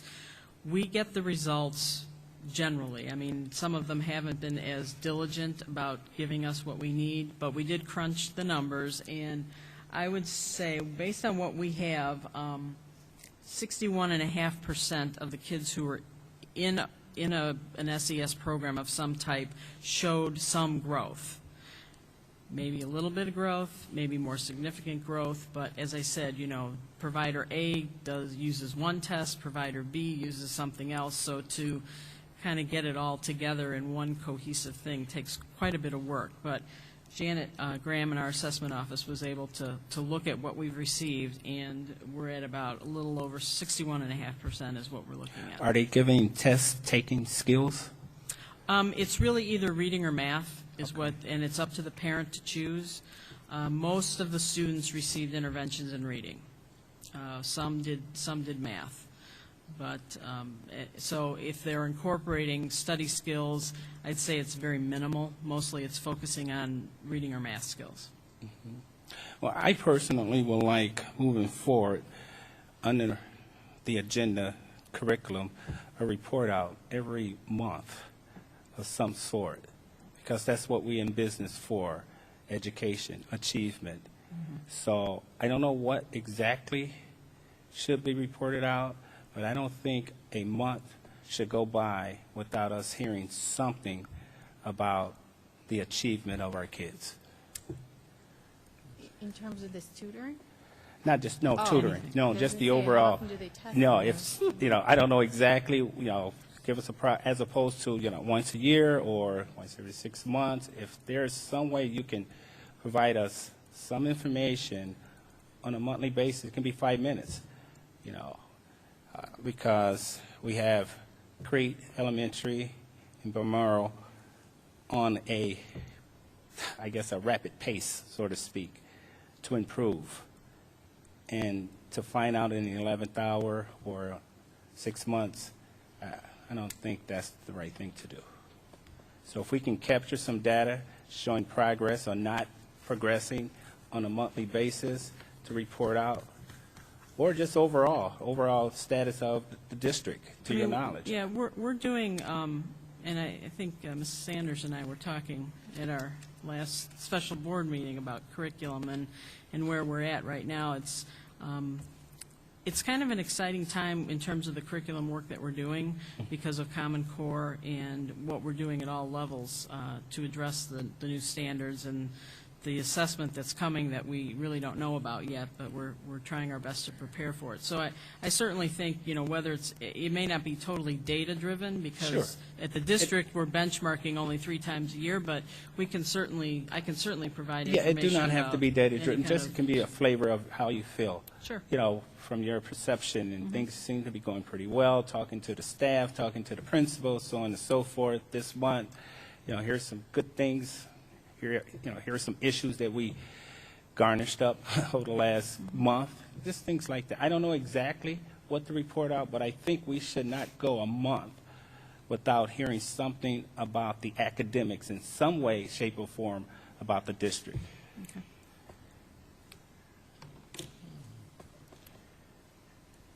Where your boss couldn't have much more to say on that later, I guess.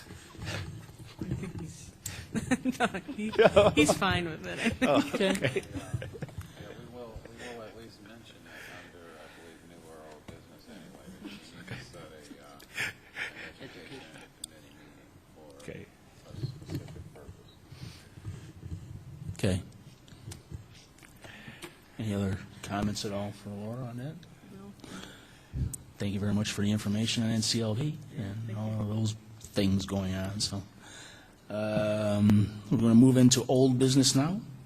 On the agenda here, we need to confirm the Personnel Committee meeting date of Friday, September 7th at 8:30 in the morning at Central Office Boardroom.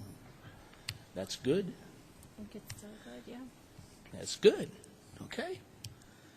Be there.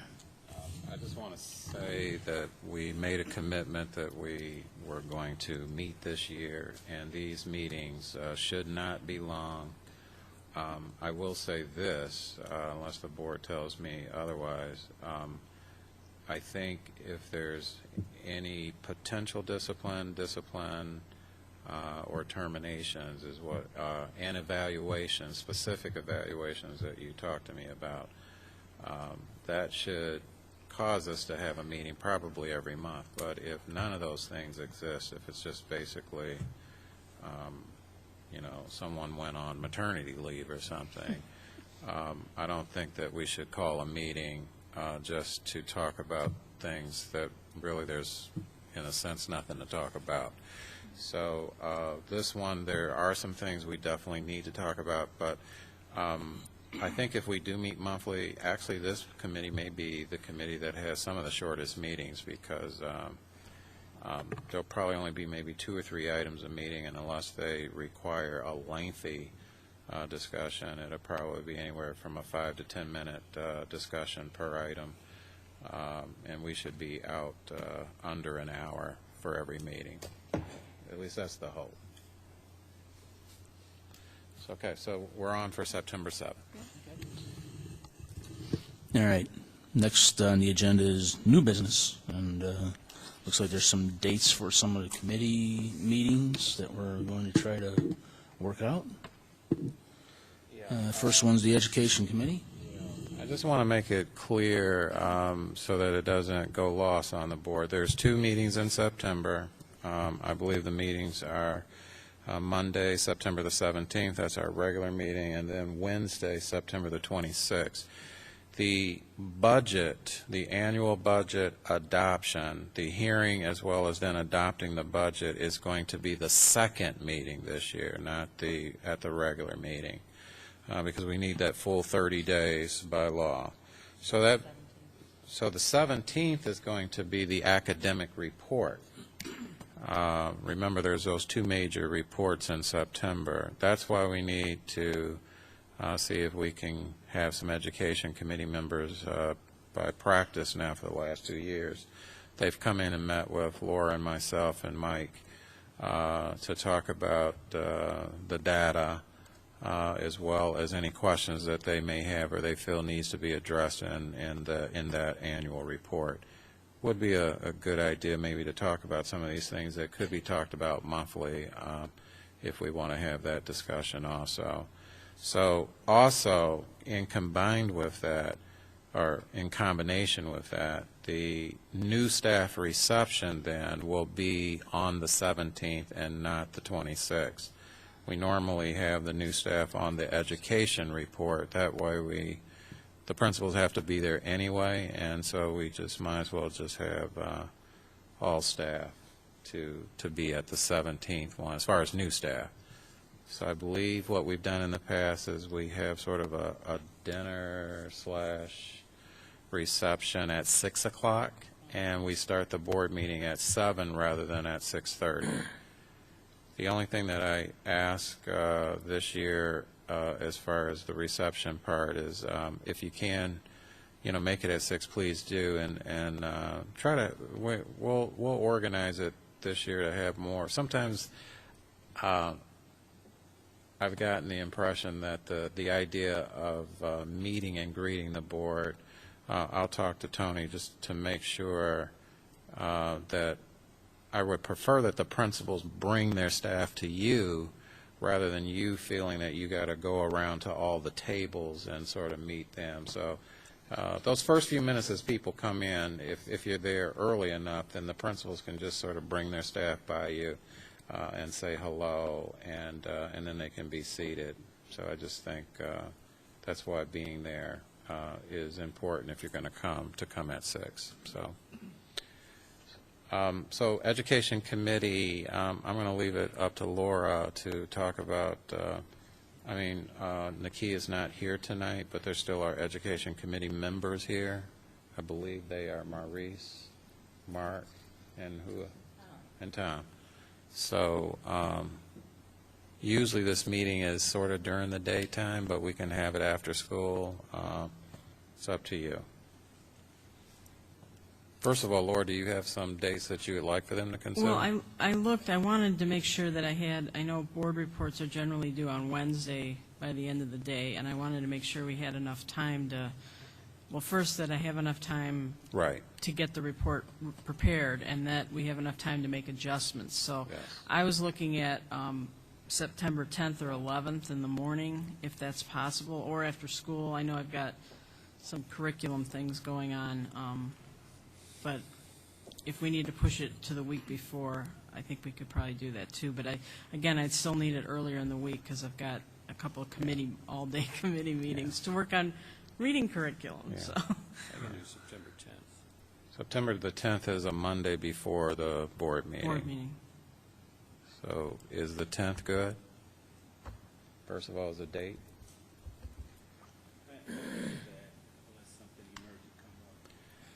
Now the big. I don't have a problem with dates. It's probably more the time. I would probably prefer afternoon than the morning, but I got a lot of things going on at work in the next month, so. Is 4 or 4:30 good for you? Yeah. Is 4 or 4:30? Well, it is for everybody else too. I can get away here. Well, I can ask. First of all, Laura, is 4 or 4:30 good for you? I know you have committee meetings, but. I think that should be fine. Okay. I'm going to just And the double 10th? check here. 4:30. Is that good for you, Maurice? Is that good for you, Tom? On the 10th? Yes. Okay.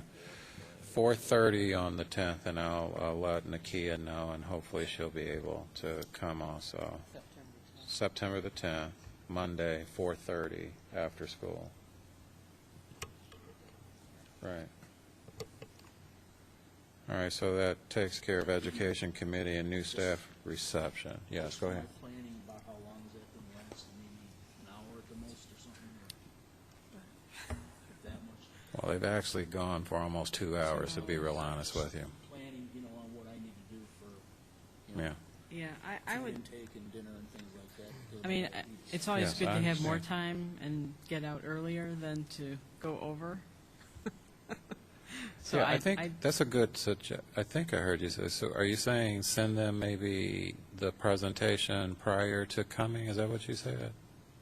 That No, might help. I was just saying, Mark said maybe a couple of hours, and I said, it's possible we could be done in less than 2 hours. It just really depends on the conversation, Yeah. but, yeah, Yeah. if I recall correctly, I'm okay with that. If it's 2 hours, I'm okay with it. I Yeah. just have to, I want to have an idea, something like that. I would allocate 2 hours, but if we can leave earlier, that's fine. But I think the idea, and that, Laura, we can talk about that, if we can get something to the members, even if it's just a couple days before, maybe if they review it prior to coming to the meeting, that would cut some time down. sure. Okay. Okay. So again, just to confirm it, September the 10th, Monday at 4:30. And we'll probably meet in the board conference room. And if it changes, we'll change it when you get there, if we have to go to room 35. All right, the next issue was an email from Jeff Cohn. I had put it in the FYI, and I'm bringing it up again tonight. Again, it's the board's pleasure on this, but Jeff had basically said that he felt that the conversation wasn't finished in terms of the trust conversation. I think, to be real honest with you, what he told me was missing was the board rating themselves on the trust question and then having a discussion based on that rating, as well as reviewing, again, the goal areas that you talked about as far as priorities and suggested action items. Now, again, he's just offering this. The board can say no, or the board can say none of these dates work and let's do it later on. I don't really see that you have any other answer other than one of those two. It's either no, we're not interested, or yes, we are. And we'll pick one of the dates, or yes, we are. We need to move it further in the future. So I'm going to turn it over to, yeah. I think my own opinion is that we need to, we've had some good discussions and things, and I think Jeff's been a good leader in that. To continue that, I think that we need to do that. Whether we do it on these 3 particular dates, that's up to everybody's schedule if we can do that. So, I'm in favor of having the conversation. It's just a matter of, is the timing good for everybody? Yeah, I'd go along with it, but I'm out of town for all of those dates. And actually, these dates were offered up back in July, and so those may not even be available any longer. So I can contact him tomorrow to see What his current dates are? some new dates. Maybe see like his October availability. Yeah, that's what I like. See what his October availability is. Tentatively see is the 13th. Is that kind of okay then with October? I know the middle part of October, I'm going to be gone for some time, so if I don't, my wife is going to kill me because I've been 30 years, so pretty much like that. So why don't you find out some October dates, and then we'll discuss this again at the September meeting, or sooner. Do we need to have it sooner than that if he offers? If you're doing an FYI and everybody respond back to Dr. Rogers and Terry. It sounds like September is out, Busy month. so It sounds like the earliest is October, and Mark, we just probably need, to, if you could give Terry those dates that you're unavailable. Probably wants to, I would think that he probably wants to get into his schedule too. Right, right. Earlier rather than later, so, I'll send some dates to Terry Okay. tomorrow, or discuss it with her before I even leave, and Right. if anybody else has got some conflicts in October, let me know, or let Terry know, and we can try to take care of that. Okay. All right. Two last things. One's listed and one's not. Mr. Elrod needs to talk about transportation, but before we do that, we did want to bring up, based on the last Finance Committee meeting, Board Member Brown had mentioned the possibility of having a meeting again, sort of a financial workshop for those board members that would like to attend. Last year, we offered one to all board members who wanted to attend. It was on a Saturday. We don't have to do that date. It could be any date or evening. But Board Member Brown in particular wanted to have one because he wanted to talk about some line items in the budget in regards to possible considerations for reductions. Now, I don't know whether that would be this year or for sure next year, but I did challenge Board Member Brown last year to review the information that we gave him, as well as the other members that were there, and to bring us recommendations if they had recommendations. So Board Member Brown has some, and I would be highly interested in hearing them. So Board Member Brown, do you have any suggested dates that you would like to have this meeting? I'm open. I'm open any date. Any time except Sunday from noon to 2. Okay. But I'm Bob, open. do you have any suggested dates? Then if you're not aiming for Saturdays, then I would prefer that it's on a weekday, a work day. And not a blizzard. Yeah, and I definitely would highly recommend if as many board members can come, because sometimes you're looking at it from the outside, but when you start having some dialogue amongst yourselves, that there may be some opportunities that you may see that you could see, or we can cut back on something here and there. So we do it somewhat of a deep dive, and just an opportunity. Just, we asking for a member meeting with Bob to discuss finance? Yeah, because we can't have, we cannot have all board members there, can we? Yeah. We just have to post it. Two or less, you can do that without a posting. Otherwise, so if you got a date that you wanted to do it, and say Mary had a date that she needed to do it, can we balance something like that and work I know you can work your schedule, whatever you need to do, I'm sure. So. Well, here's a question. When is the Finance Committee meeting in September? I forgot. Is it September the 5th? Yeah, that's what I thought, September 5th. Again, it's just a suggestion. Do we want to have it the following Wednesday at like 6 o'clock for a couple hours, or 6:30 for anyone who wants to come? But if more than 2 people, we would have a timeline where you'd have to notify Terry that you're going to come. If it's just Board Member Brown, then it's just Board Member Brown, and that's fine. But if it's more than 2 people, then we'd have to post it within 48 hours, which means that we would have to know by the 7th of September how many people would come on the 12th, if the 12th is good for everybody. 12th is the following Wednesday, and we would do it in the evening. Is that good, Maurice? I'm fine with that. Is 6 o'clock okay? Bob? I'm thinking it might make more sense if we could make the Finance Committee meeting on the 12th and do this meeting on the 5th. It's just, I don't, to switch it? You would think that the finance committee would want to review all the cuts being Well, that's true. proposed That's true. before we I get implement what them you're into the saying. budget. I'm gone on the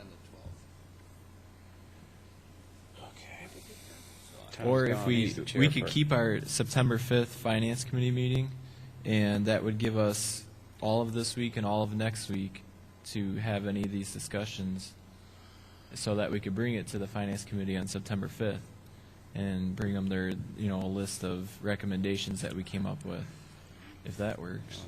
I'm telling you, we do a similar process at work, and from the outside, have so many people, we can't do anything, we can't scrub any more out of the budget or whatever. But when you get people together, then you find out that, hey, I'm looking at it a little different. Someone said something a little different that I didn't know about. And then you find out, yes, you can come out being a little bit more efficient. Right. So just want to give it another shot. So. Okay, how about August the 29th, which is a week before the Finance Committee? Because Tom can't make the 12th. We can't move the Finance Committee meeting, and he's the chairperson. So can we do the 29th at 6 o'clock? That's a week before? Yes. Yeah, that works for me. Actually, that would be next week, right? Yeah. All right. Next week, Wednesday, 6 o'clock? Anytime except Sunday from 12 to 2. Okay. Right. And ideally, because everyone has the packets. The packet, yeah. So, you could, I know, like, as I was sitting here through some of the reports I was going through, each one, it spells out every budget, everything that's in there. And you could just find things and circle them. And Yes. Okay. And I'll bring what I had last year, too, and just kind of show you what I did.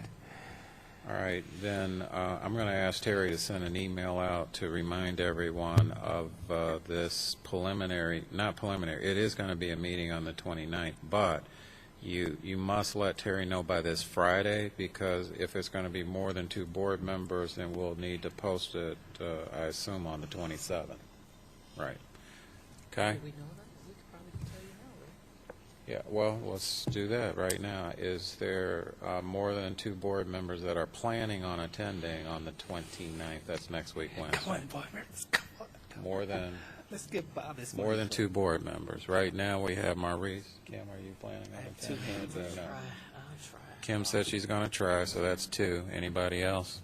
I am not sure yet. Okay. Then we'll leave it at there is no need to post the meeting yet, and Terry will send out the email tomorrow or this week and remind board members that we need to know by the 24th.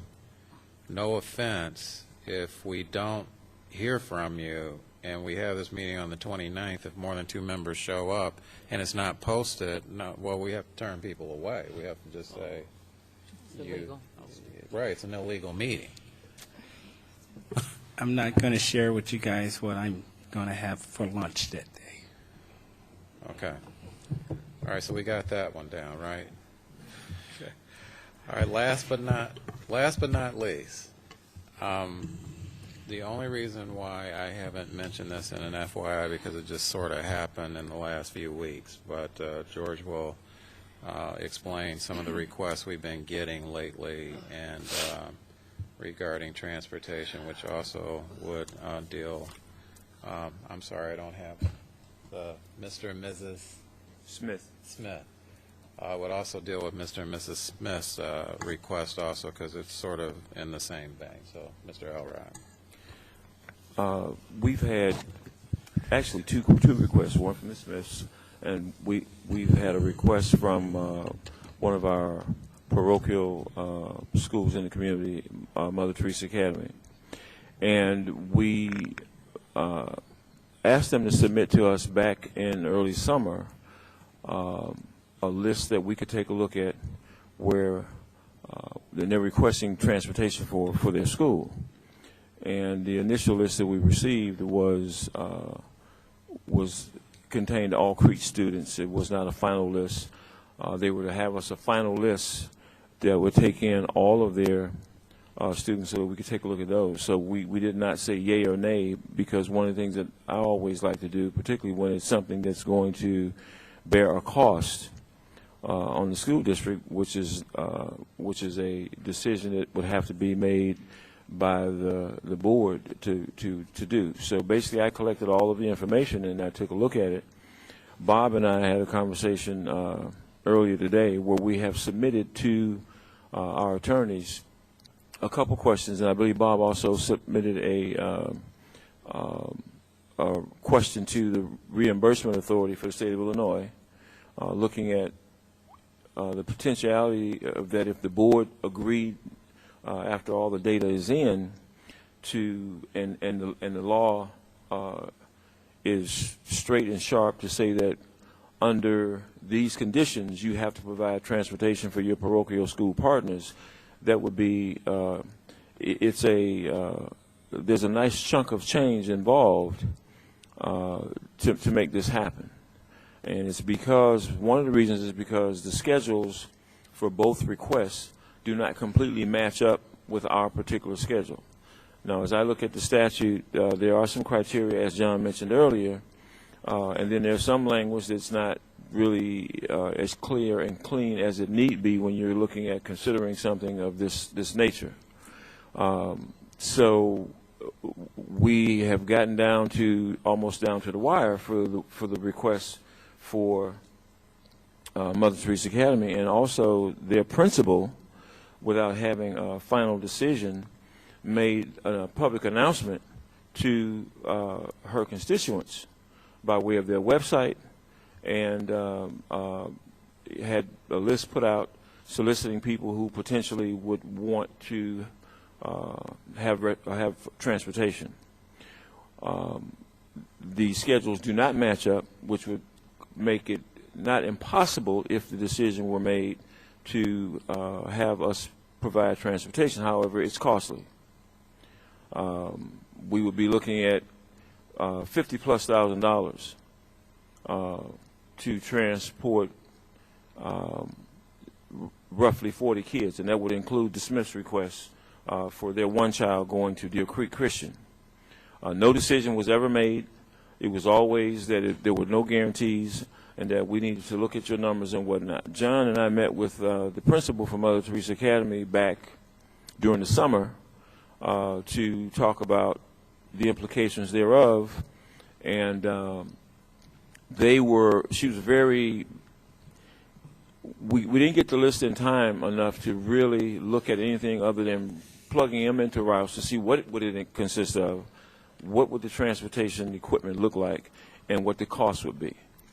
And so I'm making that real clear to everybody so that in the event, and we have emails that we have compiled between myself and John and the principal there, and no decision was ever made. So that to put that out to the public was on her own, and so she's got her parents, some of them that signed up. Now their registration wasn't until the 10th of August, which means they could not get final numbers to us to see what it even looked like until after they had collected people who potentially would use the bus service if it were provided. We never made a definitive decision because it's not my decision, nor is it the superintendent's decision to make when it involves funds of that nature. So that's what I wanted to bring the board up to speed on as it relates to the transportation. Bob has already submitted the questions to our attorneys to get a interpretation of the statute in terms of exactly what it means and under the criteria as it's stated. Now, one of the things it states in the school code that's pretty clear is that we have the ability under this, and that the schedules match up, and that they are we're not providing independent transportation for them that would be only way that is more efficient than we normally would, and there's a cost incurred. It's not a cost incurred according to the statute for the people who would use the service. So therefore, we have to look at that language through the filter of the legal people who deal with the legalese, and then bring that back and present it to the board. Because if the state says, and it's the attorney's legal opinion based on the state interpretation or his interpretation of the state law, that we have to provide transportation, the board must know that it would be at 50,000 plus price tag based on what our current vendors charge for shuttles or for independent service and or for two-way service to and from the private schools back to the stops near the homes of the people who would use the service. Dr. Rogers, is there anything you'd like to add to that? As to what you're stating, that you're saying that the law states that we have to provide it, but that there's a filter in terms of what's reasonable financially. There is no, I did not see any language in the statute that spoke to reasonableness in that term. However, there are filters. For instance, schedules having to match up would be considered reasonable in scope if you looked at it from that standpoint. Because obviously, if you cannot, I'll take CSK for instance. They get out of school at 2:40. All their kids are taken in by 8 o'clock. If we try to mirror or match up a Mother Teresa Academy current schedule, their kids arrive at school later. They don't get out until later. Our kids get out at 2:40, so there's a difference there of 20, 25 minutes, and there would be no way we could route under the current scheme our buses over to them. It takes 7 buses to bring their kids in from Monee and Crete alone. Those 7 kids would end up, those 7 buses would then, to support their 39 kids, be put on 2 shuttles, which cost. Okay, and when I ran the numbers for one way, one shuttle, once a day, at $34 per shuttle per day, and you do that over 170 days roughly for school, you're looking at a nice chunk of change. Then you have to get them home, and you can't get them home on the same 7 buses because now you have kids going to, we're delivering our kids, plus we're delivering Mother Teresa Academies, and the one child that will be at Deer Creek, we're delivering them to 3 different municipalities. Monee, Park Forest area where they're located, but they're still in our district because they're right by Talala, and the outskirts of Monee.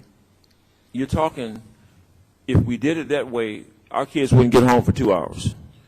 So they would have to almost have dedicated buses that would be shuttled routes at a higher cost of $94 per shuttle. And when you look at that over 170 days, you're going to be somewhere in the neighborhood of about 50 grand just for that to happen.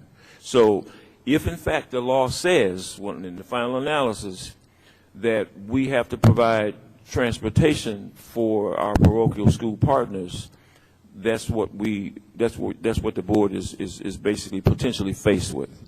So you're just saying that basically we need, just with the residency issue, run it by our attorneys again, because our interpretation of the law over the last few years, and I think the law has been very clear, is that we must provide transportation as long as it's on the routes that are available at the time of that. Along existing routes. We do not have to create a whole new set of routes to accommodate them. That's true. Right. And that includes existing routes, means the times that those routes run. Your front end time and your obviously your end time has to match up as closely as possible with our schedule to make it happen and within a manageable accommodation. Yes. Right. So we just need to confirm that, and then if the attorney confirms that, then the answer, unless the board is directing us at the pleasure of the board again to spend more money, then we're basically saying that the board needs to tell us that if the attorney says it has to be, that the law is within the existing routes that you have to provide transportation, but any accommodations beyond our existing routes that would cost money, if we're not legally obligated to do that, then the board needs to tell us that we want to keep it with just our routes, because the idea of incurring more expense to make those accommodations is something that either we cannot afford to do or you just don't want to do because of the fact that it's an unanticipated and unplanned expense.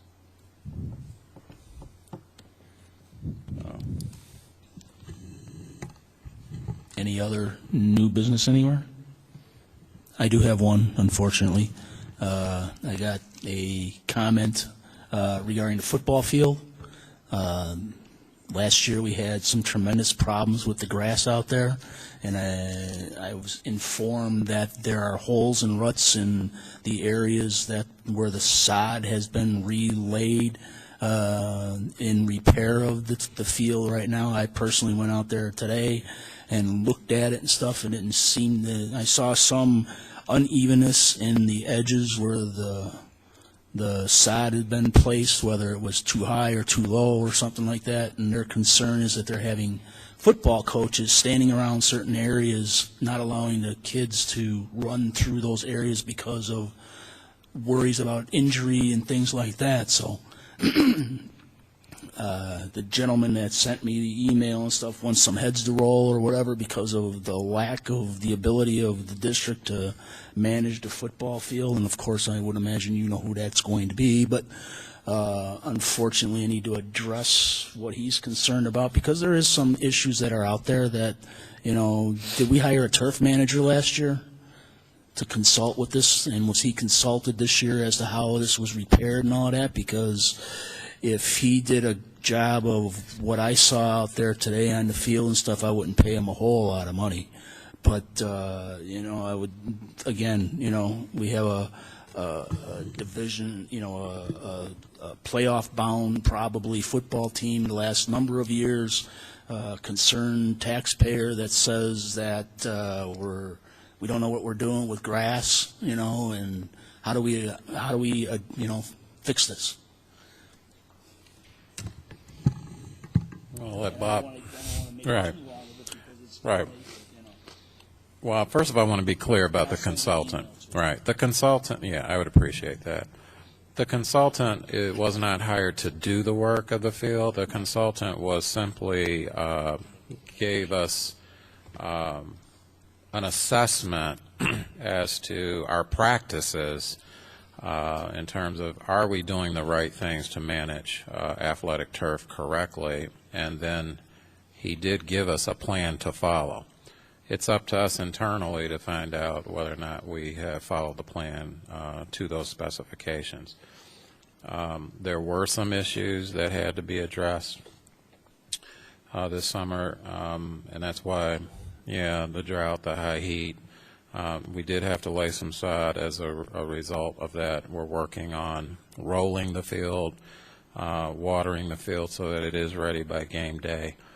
But unless, in fact, we're having that consultant come out Friday before the game, early in the morning, to talk to us about any last-minute things. But hopefully, our position at this point is that the field certainly will be safe, but there may be still some things that we're going to have to continually look at or do differently as a result of some of the things that happened this summer. But I understand, and you know, I realize, you know, we did have a difficult summer, but you know, I have to address what's being addressed at myself. I there's quite a bit of, you know, athletic pull with this particular gentleman, so you know. I do understand. Bob, do you have anything to add to that?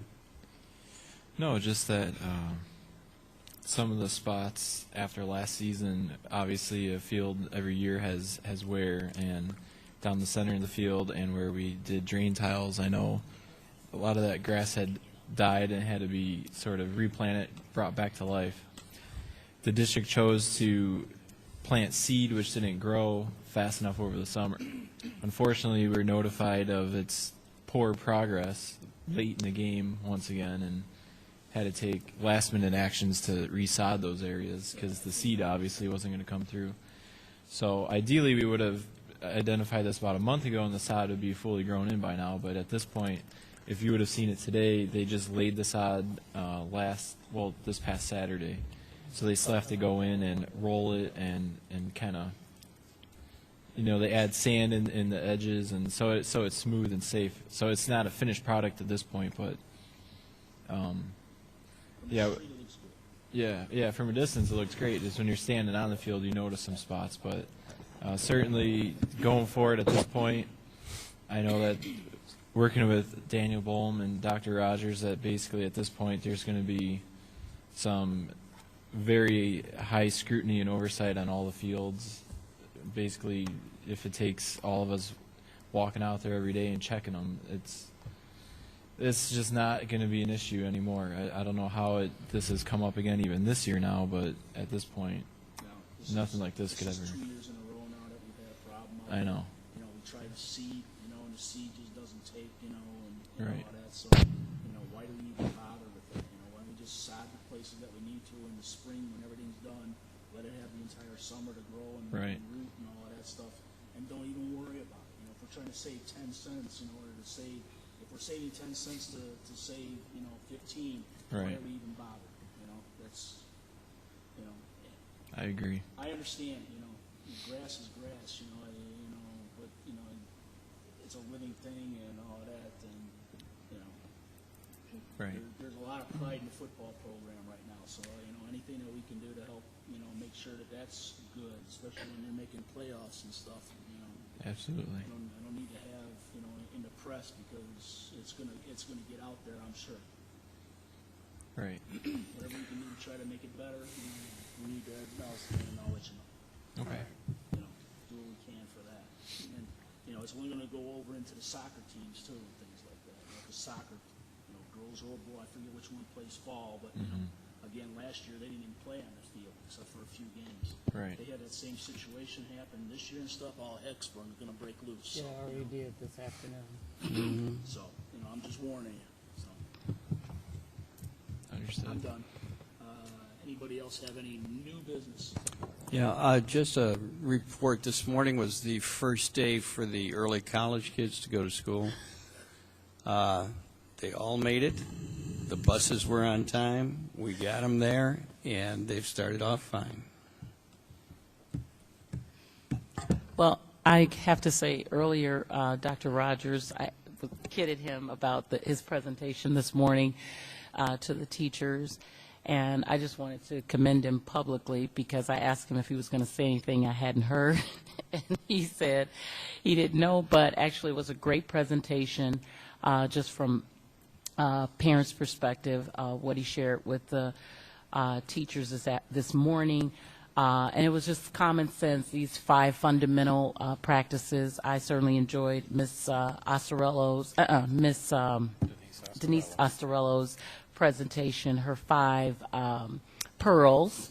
And Dr. Rogers kind of culminated, with the 5 fundamentals formula.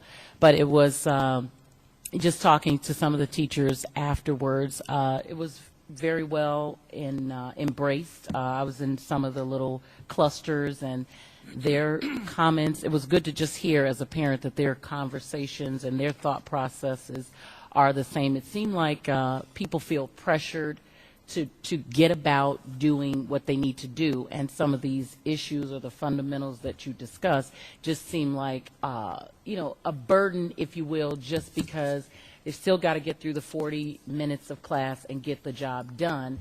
These ideas or practices, most specifically the one that stood out to me was rewarding, just constantly rewarding students, and they specifically spoke about at-risk students. It's easy to say high to the perfect straight A, achieving student, and they're going to automatically get on the honor roll. But our gap is with kids who are not as successful. So it was good just to hear that at the beginning of the year, and hopefully a good percentage of some of the teachers will take that and perhaps matriculate it in the classes. So it was good to be there to hear that. Okay. Anything else for new business? If not, the motion to adjourn. Oh, I'm sorry. I have to ask the question again. Do we have a need to go into a second closed session this evening? No. No. Okay, now I can ask the motion to adjourn. Mr. Heisel? Do I have a second by Mrs. Coletti? All those in favor of adjourn? Aye. Signify by aye. Aye. Opposed, no. Abstentions, none. We are adjourned. Thank you very much.